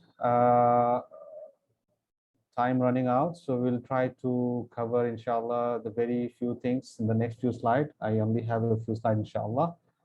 So this is basically the principles of Islamic insurance. I think I will skip that because it's very easy to just understand from the standard itself. But in general, in Islamic insurance, the concept is that the participant, the insurance participant, will be donating to the fund as a tabarru, as a charity kind of, as a donation. And then the operator, the takaful operator, Islamic insurance operator, will be providing maybe services to the fund, management services for which it can charge service fee based on wakala or based on ijara. It can even invest, and it can also have wakala bil istismar or investment agency contract, right? And based on that, it can have some certain fixed fees. And if there is a surplus, that has to be disposed based on the common interest of the participants. For example, it can offer discount, it can donate, it can even distribute some or full surplus to the participants. However, the management company will not be entitled to share any of the surplus because it's not their money. It is a fund given as a trust kind of, which they are basically managing. And when the company is liquidated, all reserves, etc., has to be spent for charitable purposes. So in general, that's the Islamic insurance. When it comes to reinsurance, and especially this is relevant when the reinsurance company is a conventional insurance, that then it has to be ensured that the contract again between the Islamic insurance and the reinsurance is also an Islamic contract, and there is no link between the insurer and the reinsurer when it's a conventional insurance company, and there is no involvement into Sharia prohibited objects. Let's say the insurance company is contracting with a Islamic reinsurance company, or maybe a conventional reinsurance company with an Islamic reinsurance contract, but the conventional reinsurance company invests in Sharia prohibited investment venture. So that has to be controlled, because that could make the reinsurance invalid from Sharia point of view. Yeah. That's it. Another quiz, because I'm skipping the slides, so you have quiz a lot. I think we can pop up the question again, quiz again. So operating expenses should be borne by, okay, this one I think I did not read actually in the slide, but hope the participants who have taken preparation for CSAA, you should be able to answer.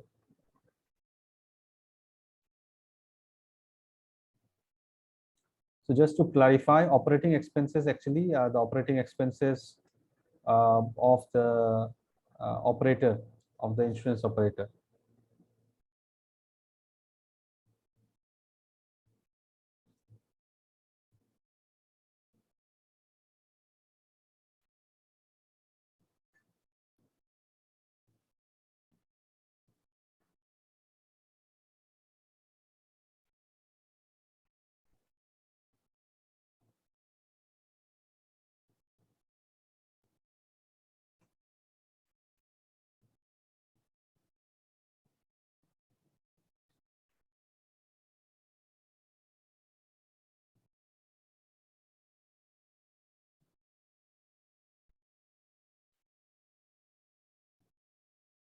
Okay, Alhamdulillah, good number of participation. We can end the poll, I guess.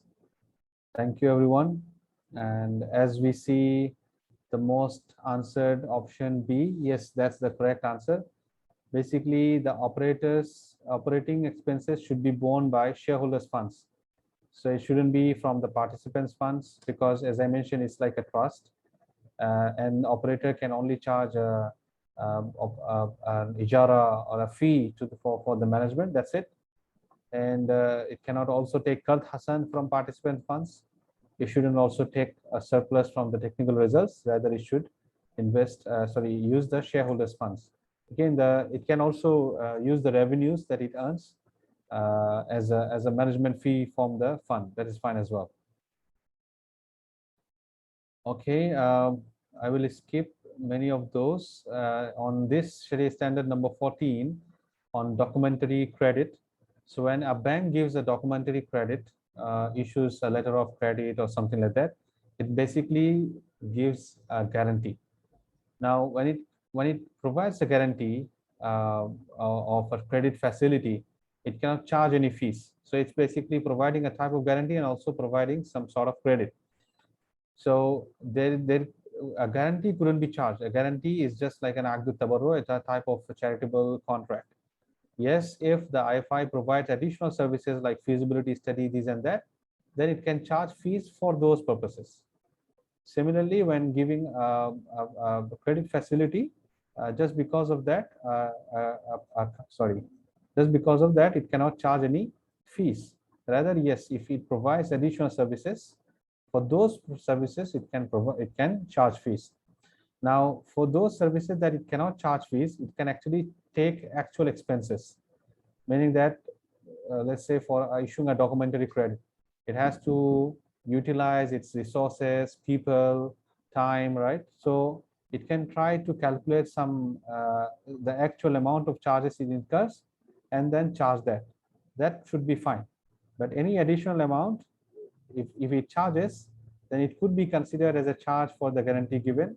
And again, a guarantee couldn't be charged, as I mentioned. So the way out here would be to try to determine as close as possible the actual expenses. Yes, there could be some variations, but it should be very, very negligible. Okay, now this is related to that as well on SS5, which is on guarantees. So guarantees are permissible in commutative contract in Aqdul Muawada. On fiduciary contracts, for example, in agency, mudaraba, musharaka contract, it is strictly prohibited, as we already discussed. I think we had enough discussion on that. In lease contract as well, we discussed that guarantee to recover the amount of the lease rental if the leased property is damaged for no fault of the lessee is not allowed, because a lessee is the one who is taking the rent, tenant, in other words, tenant. In Arabic, mustajir. So the mustajir or the lessee is only liable when he is damaging the asset because of his own conduct or misconduct. But other than that, he's not liable. So a guarantee couldn't be sought for that purpose. Okay. When it comes to a personal guarantee, uh, any remuneration for providing such guarantee is not permissible. Again, I mentioned that because guarantee itself is not a service. It's not a service for which you can charge for. It's an act of charity. It's like, okay, if I donate, can I get some fees for that? Something like that. So a donation, a charity, a tabarru is not something for which we can take a counter value for. Right. However, I mean, so exactly because of the same reason, it is not permissible to pay commission to obtain such guarantee as well. Right. So when we take such guarantees, when there is a guarantor, a third-party guarantor, or whatever, the creditor has the right to choose from the debtor or from his guarantor as well. And if the creditor discharges the debtor from the debt, the guarantor is also discharged. But if the creditor, if for whatever reason the guarantor goes out, I mean the guarantor basically moves out, he doesn't want to guarantee anymore, the obligation would still be on the debtor. This is something that we have to be mindful. And yeah, the guarantee contract has to be a separate contract. I think this is something that I mentioned in the very beginning as well. It is true for all contracts. Wherever we have one or two additional contracts, we always have to have separate contracts. Okay, another quiz. The stipulation of guarantee is strictly prohibited in a contract of which contract it is strictly prohibited?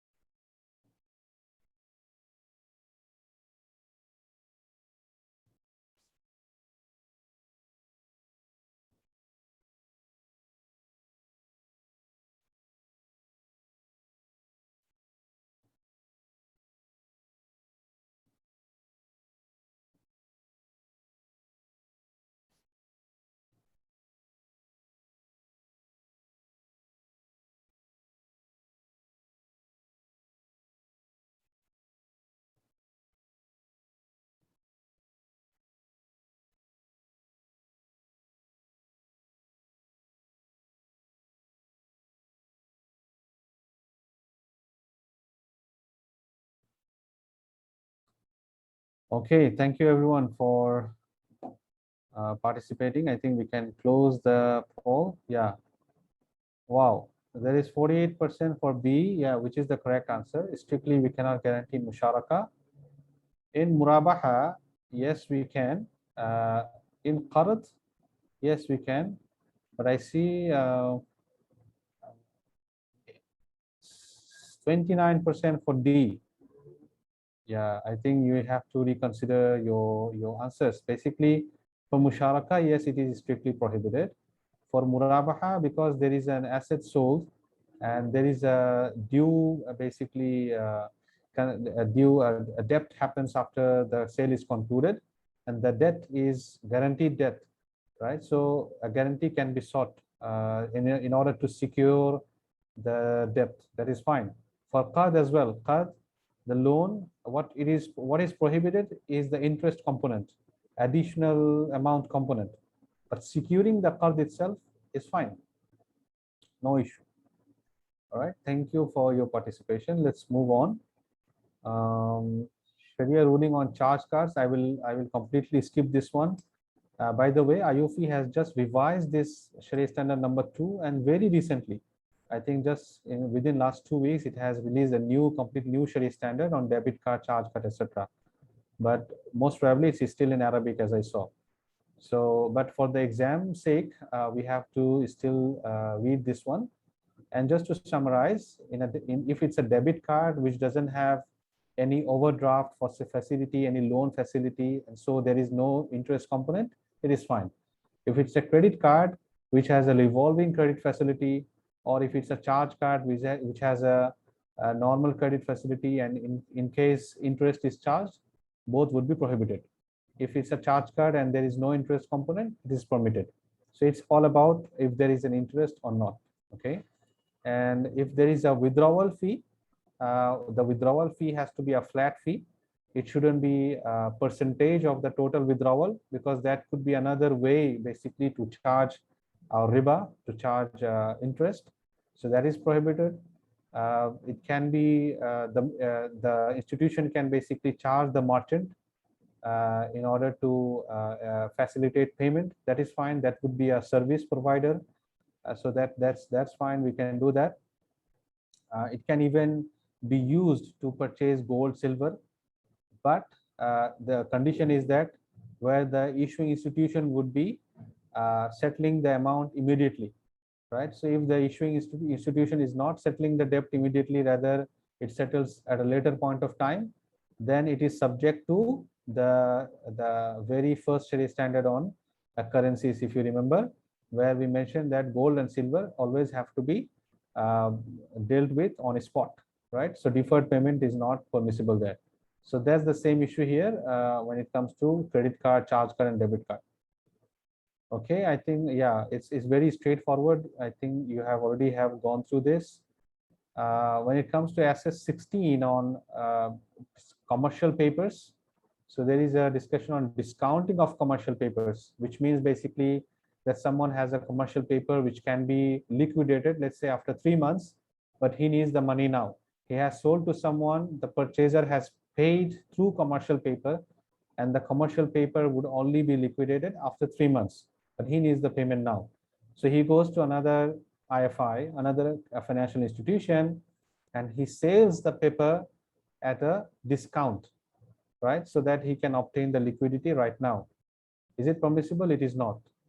It would be considered as a riba, right? And yeah, that's basically it when it comes to discounting of commercial paper. So let's head to another quick quiz.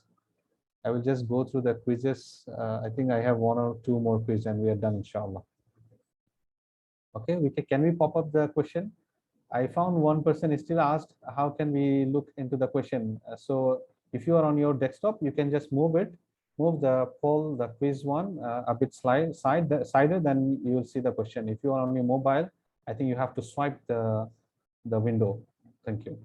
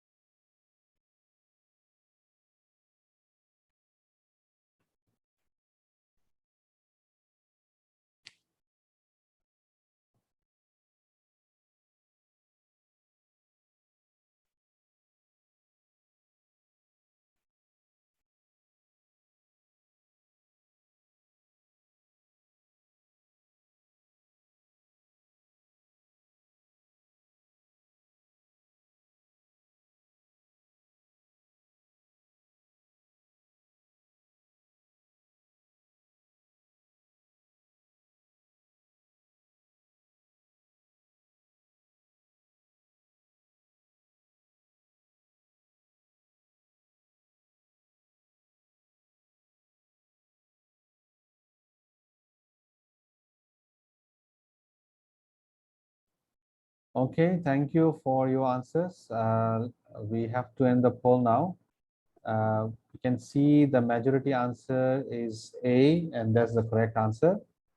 But there seems a bit of confusion by others. So basically, when it comes to a bill of exchange, right, it's basically a kind of debt. So we cannot draw it earlier on discount, which we just discussed. So definitely not B. We cannot buy it for gold delivered on spot as well, because the gold is on spot, but the bill is a deferred one. So we cannot use that as well. It will be under the purview of Sharia ruling of currency exchange. We cannot buy goods sold by description as a liability, for example, salam, because the bill is a deferred payment. The bill itself is a debt, it's not a spot payment. And then if the goods are also deferred, in that case, both counter values are deferred, and Sharia wise, it's not permissible. So only thing we can do is by purchasing another asset other than gold, silver, other than goods by description, any other asset on spot. So what will happen? It will be then the debt will be used for in exchange of a real asset, which is fine, which is Sharia wise fine. Okay, rulings related to Rahan asset. Rahan basically a collateral or mortgage. I will just read one here, one thing here. Basically a Rahin. The one Rahin is the one who is taking the collateral. In other words, who is the creditor. So I am giving you a loan, or maybe I am selling to you something and you owe me the price to pay the price. So there is a relationship of creditor and debtor. And I demand you that you give me a collateral. That's what Rahan means. Now, can I use that collateral? Let's say it's a car. Can I drive that car? In general, the ruling is I cannot, because if I drive the car, I may be leveraging or basically benefiting from the loan that I have given or the debt that you owe to me. And any loan that brings any additional benefit could be considered riba. So the benefit that I'm making from driving the car could be considered as a riba as well. So in general, I cannot use that. However, I may use that with two conditions. Number one, I have to take permission from you, from the debtor, from the murtahin, from the owner of the asset. And number two, if it's an asset that is rented usually, then I have to pay the standard rent as well, just to ensure that this is not a benefit against the loan that I have given. So that's the only thing that we have to remember. Yeah, other than that, the Rahan, the collateral is again a trust in the hands of the creditor. So if it is damaged because of its negligence, let's say a car taken as a collateral, and it has been kept on an open street, and the next day it's lost, right? So a thief has taken away. Yes, the creditor would be liable for that because he hasn't taken proper care of that. But if he has put that in a secured place, right, inside a parking, for example, and taken all types of measures so that it is under proper security, and still it's lost, then it will be considered as a as a trust which has been damaged. I mean itself, so there will be no liability from the creditor side. Okay, conversion of a conventional bank to an Islamic bank, I will skip it. The discussions are very straightforward. If you have gone through the standard, it's very straightforward how to treat the doubtful permissibility, prior transaction interest based. I will completely skip it. Okay, this one, do we have time? Yeah, let's go through it. I think this is the last one I have, or one more I have, but let's do it. Let's do this one. Can we have the pop-up, please? Yeah, thank you. So the question is, if the Rahan asset is in the possession of the Murtahin, destroyed without any negligence, will he be liable or not?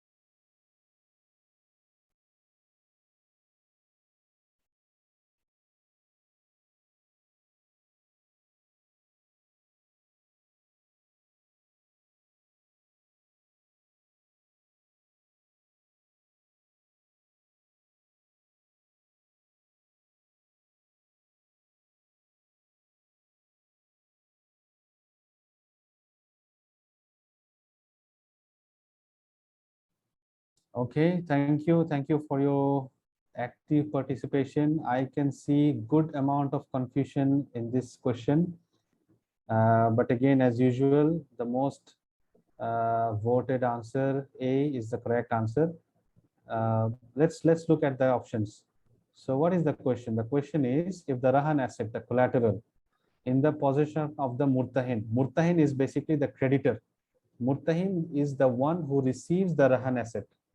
So he is basically creditor. He gave loan, or he somehow the debtor owes money to him. So he has taken the asset. Now, if the asset is destroyed without his negligence and misconduct, who will bear the loss? So this is a very basic principle that we have discussed throughout the session today over and over again. We discussed for wakala, we discussed for mudaraba, we discussed for musharaka. We even discussed in case of ijara, when it is for the lessee, for example, the one who is taking the rent. The principle is same. If it's a type of trust-based contract, so in Rahan, the asset is a trust in the hands of creditor. If it's like a trust, then the person would not be liable or responsible if he has taken proper care of it. If he hasn't taken proper care of it, or he has rather done misconduct, he has done negligence, or there was a breach of contract, then he would be liable. So, so the question is, if there is no such thing, then who would be liable for the asset? The answer is Rahin. I think most probably many of you were confused with the term itself. So Rahin is the owner of the asset. Rahin is the debtor. The Rahin is the one who owes money to Murtahin. So he has to bond because he has to be there because it's his ownership, and it was not damaged because of any negligence from the Murtahin. The rest of the options are not valid. So we'll just proceed with the last few slides, inshallah. Last few slides. I am aware that we have already surpassed the time, but inshallah we'll extend to another maybe a few minutes to discuss the Q&As. In terms of SS20, I already discussed actually partially. So the summary is spot contracts are fine, which has immediate delivery and acceptance, but forward contracts where both counter values are deferred, future contracts typically where no delivery is there at all, it is just settled mutually. In those cases, the contracts are not valid. Okay. On SS47, which is basically about calculating profit in financial institutions, there are few things we have to remember. In any transaction in Sharia, there is no upper limit for profit. Now the question could be that what if there is someone who is monopolizing, right? Or maybe making zulm on the people. So this is where there could be an interference by the regulators, by the jurisdiction, so that they can cop profit, and there is such precedence. In the Ottomans also, they had this precedence of capping up the profit for necessities, right? People, the items that people need every day. So those can be taken care of. But other than that, the very basic principle is that we always have to be kind. So for example, now it's a COVID time. So everyone needs face mask, everyone needs gloves, everyone needs vaccine. So then as a capitalistic mindset, one would just rather calculate a lot of profit. But on the other hand, as a true believer, as a person of mercy, right, as kindness, he would see, okay, I need to benefit the people. Of course, it's not a charity institution, but I can do as lower profit I can do. So that's the basic principle. There shouldn't be any ambiguity or deception in mentioning profit when it comes to financial statements, advertising campaigns, or other dealings. Yeah, the rest I think the rest are fine. Yeah, this I think we already discussed these in musharaka, mudaraba, murabaha. No other issue actually to discuss. Maybe I will just go to I will skip this one for the moment. I will just go the last few slides. This is on governance standards. We have finished Sharia standards. On governance standards, the most important part is to understand about Sharia Supervisory Board. What is the composition, how many they can have. So at least there has to be at least 3 members. What is the specialization they should have. what are the powers they would have, right? They would have unrestricted access to documents, etc. What would be their responsibilities? Then they have to be independent, they have to be objective, right? And basically, what are the reviews carried out by Sharia review and internal Sharia audit? As long as we understand those very basic things, I think the governance standard is also fine. And with that, actually, I come to the end. Maybe I will just allow this quiz, last quiz, and then we will go to the Q&A, inshallah. Sorry, this one. Yeah, this one. This is a very easy one and a quick one. Let's pop up the quiz, please. Thank you.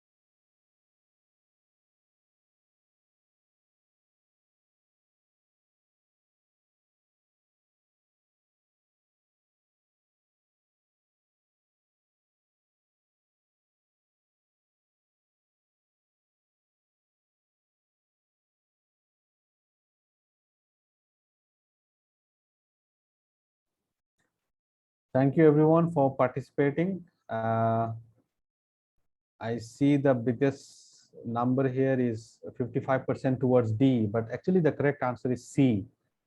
The government should not be interfering unless to prevent monopolies, to ensure that people are not being oppressed.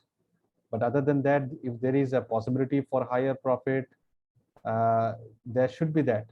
And even for locally owned business as well, in general, Sharia wise, what Sharia recommends is that there is a hadith in Sahih Muslim, دعوا الناس يرزق الله بعضهم بعضا أو كما قال عليه الصلاة والسلام, that leave people, Allah will give some of them risk with other.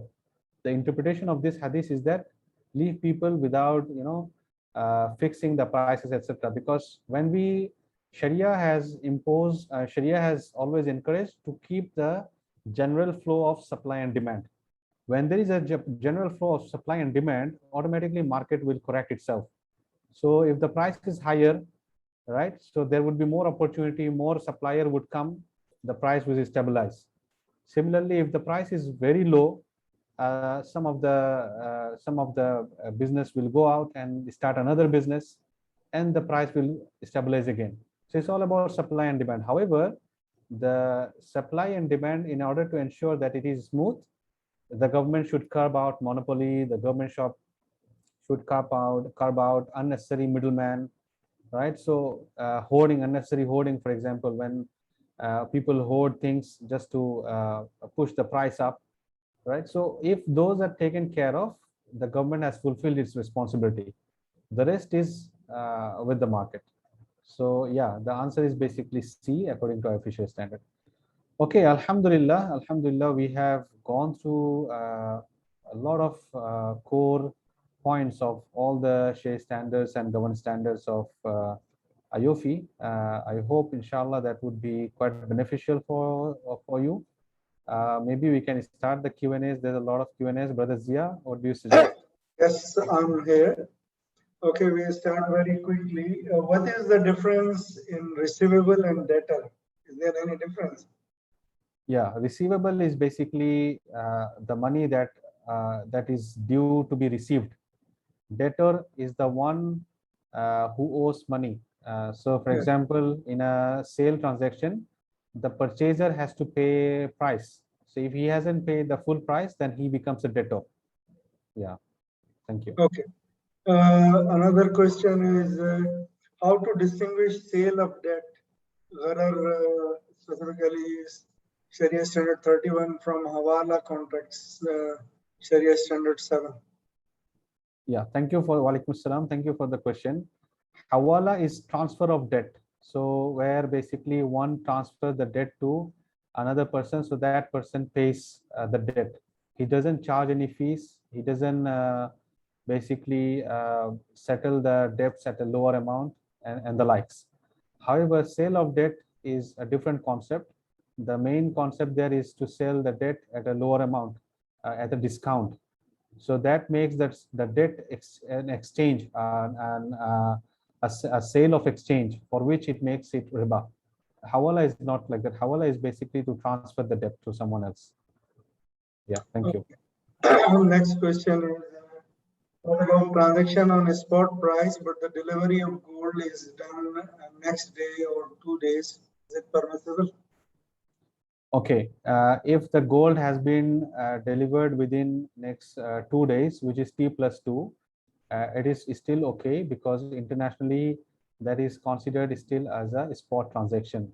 So not only on in terms of gold, but we can see often in terms of bank transactions as well. AAOIFI has allowed T+2, so that is fine. Thank you. Okay, what is the AAOIFI stand on dual agency? Okay, so if I understand what is dual agency, is basically when one agent is taking, agencyship from both parties. So as I mentioned, according to AAOIFI Sharia standard, if in the same transaction one becomes agent on behalf of both, then it will not be valid, because one cannot represent both parties inside a contract. But other than that, if it's in a different capacity, not under the same contract, it should be fine. But we have to be mindful of conflict of interest, because agency is a contract of amana as well. So if I am agent for someone to find the best deal for him, on the other hand, I am actually also an agent of someone who wants to sell their product, regardless of his product being the best or not, and I am also earning a commission from him. So that's where conflict of interest and an issue of breach of amana also comes in. Okay. What is the difference between repo and buyback? I don't have Which is full allowed and why? Yeah, thank you for the question. I don't have full understanding of repo. I'm sorry for that. Buyback is where the purchaser is selling to the same seller. So let's say Khalid purchases something from Rashid and then selling back to Rashid. So why is it not allowed? Because it could be an arrangement just to do riba. So instead of saying I'm giving you 100 ringgit, in exchange you will give me 110. Rather, I'm saying, okay, I'm selling to you something at 110. You sell me back at 100. So that I will give you 100 and you will have to give me 110. So it's a backdoor for riba. That's why majority Sharia scholars do not allow that. Thank you. Okay. If the manufacturer cannot identify the cost of manufacturing while ordering, is it allowed not to specify price? Is it allowed to specify a price range subject to price essential material? Okay, so I suppose this is in case of istisna contract. I Yeah. think specification of price is very essential in all types of sale contracts. So in that case, what could be done? I am thinking of two alternatives. So one is there could be a price which is determined based on the maximum projected price. Later on, when it is discovered that actually the price would be lower, then the seller gives a discount. So it would be fine, because it is actually not against the buyer's interest. So that is one I was thinking. The other one is just the reverse. So it is based on the ceiling, and then it is based on the floor, the minimum price, and after that, based on mutual negotiation, the price is topped up by the buyer, by the purchaser. But otherwise, if it is completely kept as a floating one, as a variable one, I'm afraid this will be an uncertainty, which would make the contract facet. Thank you. Okay. Let me move quickly. How do we treat an added value or facility for preferred stockholders while there would be no priorities for them according to Sharia Standard 21? Okay, how we treat an added value or facility for preferred stockholder, well, there would be no priorities of them according to SS 21. Yeah, actually, in Sharia and in according to IOFI Sharia standard, any added value, any preferential treatment for in terms of profit or in terms of liquidity makes it non-Sharia compliant. So what could be done is giving them other administrative preference. For example, maybe their vote would be counted stronger. Maybe they would be given other types of administrative priorities. That is fine. But when it comes to financial priorities, that makes them on top of other shareholders, and in some cases, it eliminates the profit sharing capacity of other shareholders, ordinary shareholders. Hence, it is not permissible. Thank you. Okay, there is somebody has given, Mr. Sadaqat Khan has given a scenario, and with reference to Tawaruk transaction, that if it is a valid transaction, that bank purchased the commodity from broker A, bank sold the same commodity to the customer on Murabaha, customer then sold the same commodity to broker B, broker B then sold back the same commodity to broker A. Yeah, so the point of discussion here is the number 4, where basically end of the day it goes to the same seller. Now Yeah. the question would be, is it organized or not? If it is pre-organized and they know that it is going back to broker A, then I am afraid it would also lead to Aina. But if it is not pre-organized and it is just sold in the commodity market, whereby we don't know if it is broker A or broker B or C, D, E, and coincidentally it went back to broker A, then it should be fine. Thank you. Okay, and I've been insisted for a question that why in arbitration it may choose a specific school of law to be used, while in issuing fatwa it may not be. Sorry, what is the question question clear? again? No, sorry, brother. Can you Why repeat? in arbitration section Sharia standard 32, okay, to choose a specific school of law to be used, while in issuing fatwa it may not? okay, this specific part, it's not in my mind at this moment, but most probably the reason would be when it comes to arbitration, both parties need to be aligned on what methodology is being used. So there is, because arbitration end of the day is to dismiss disputes between two parties, right? So if there is also a variation of the madhab or the school of law fiqh, then it could lead to further disputes. Most probably that's the reason, but I am yet to check what is the reason. Thank you. It's a good question. Thank you. Okay, I will just take a question from somebody whose question I have not already taken. Just 1 or 2 questions. Could you explain about the principles, conditions of combining contracts? What you said, contracts should not be combined, right? Contracts should be different. Which one? Sorry again. What is the question?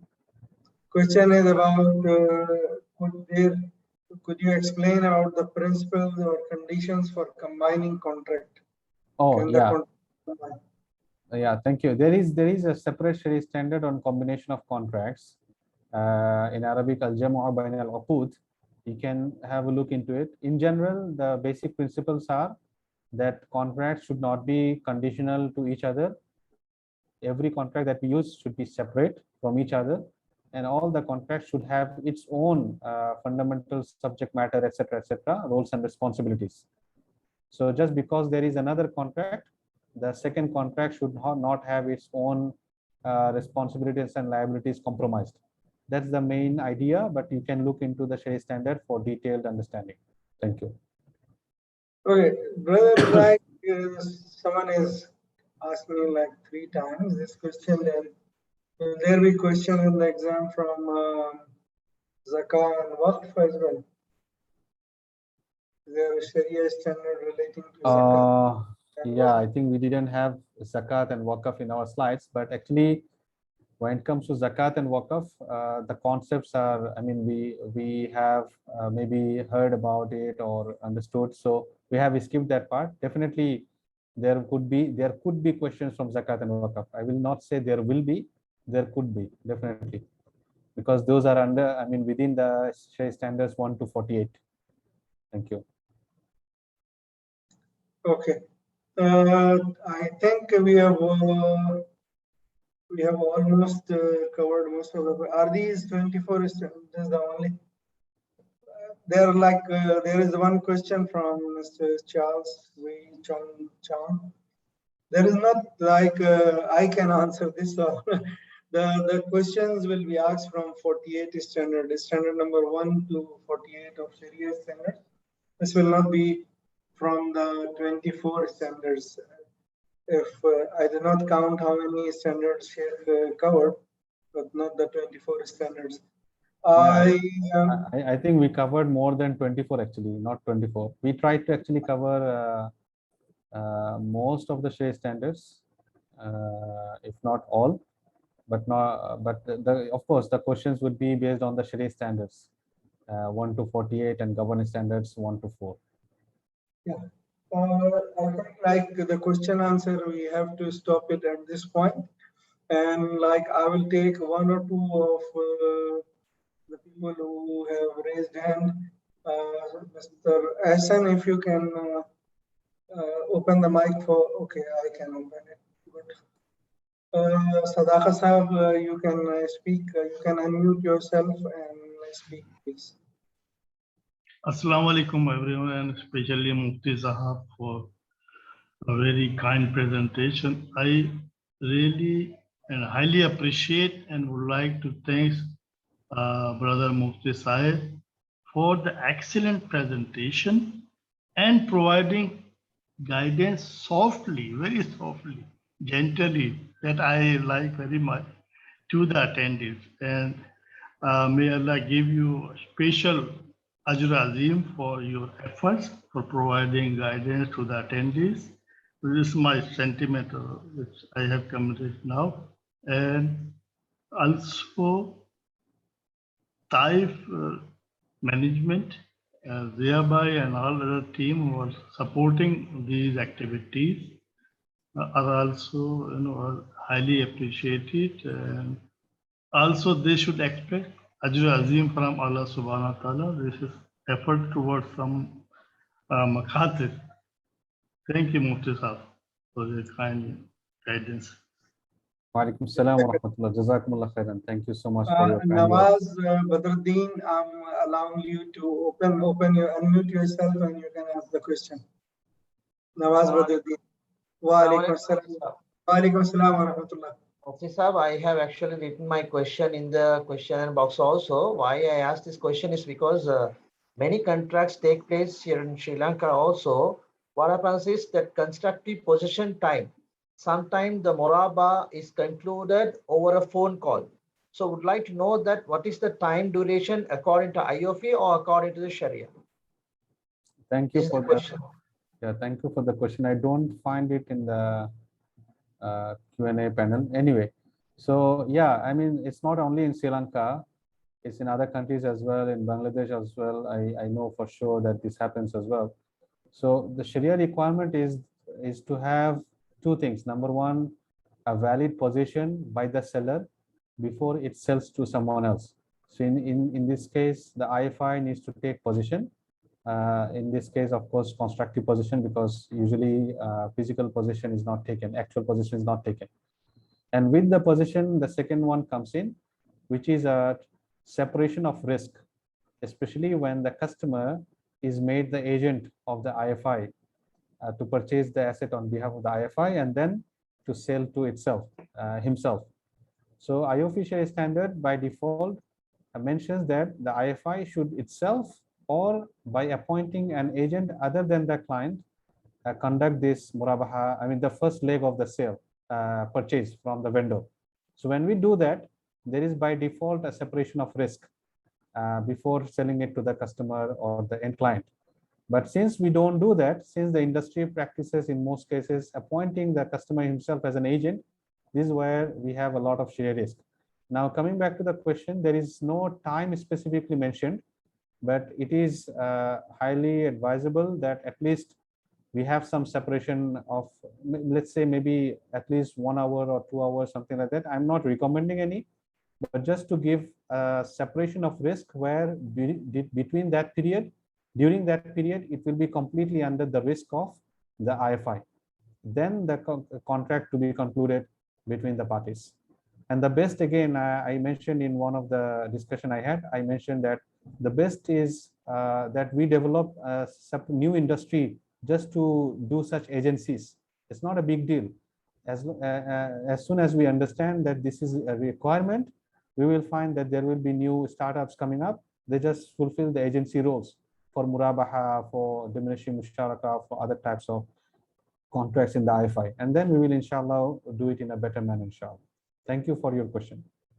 Thank you. Just one last question. I see several hands, but because one Yusuf Adamu is from the beginning he raised hand. I don't know what is his question. Let us hear him. But it's okay. Yusuf Adamu, you can unmute yourself and ask your question. Are you there?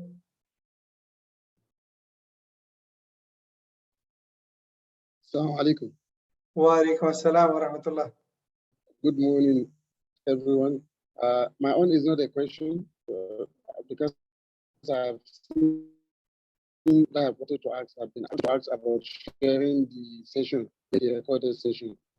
But what I'd like to say is a word of thanks to our presenter. May Allah subhanahu wa ta'ala reward you. Thank you very much, as you have clarified. Thank you very much. I can take.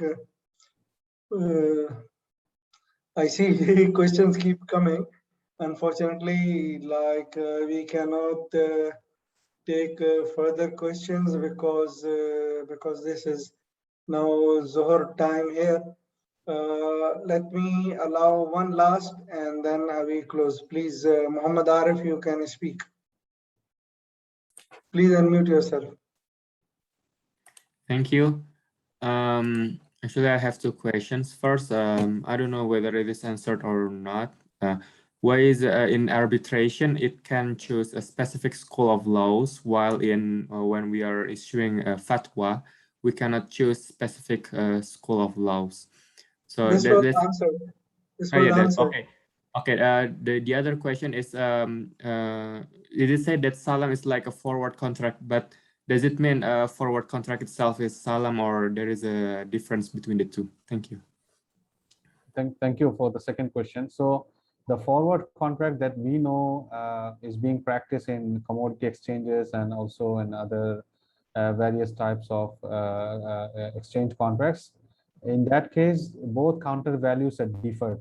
So that is the reason for it being impermissible that we also shared in our slides. However, salam as a forward contract, the fundamental requirement is the payment has to be on spot. Then the other conditions are there. So with that, it is different from the forward that we know in a conventional space today. It's not the same. Thank you. Thank you. Almas, you can ask the question. As you are the last one to ask the question, please quickly.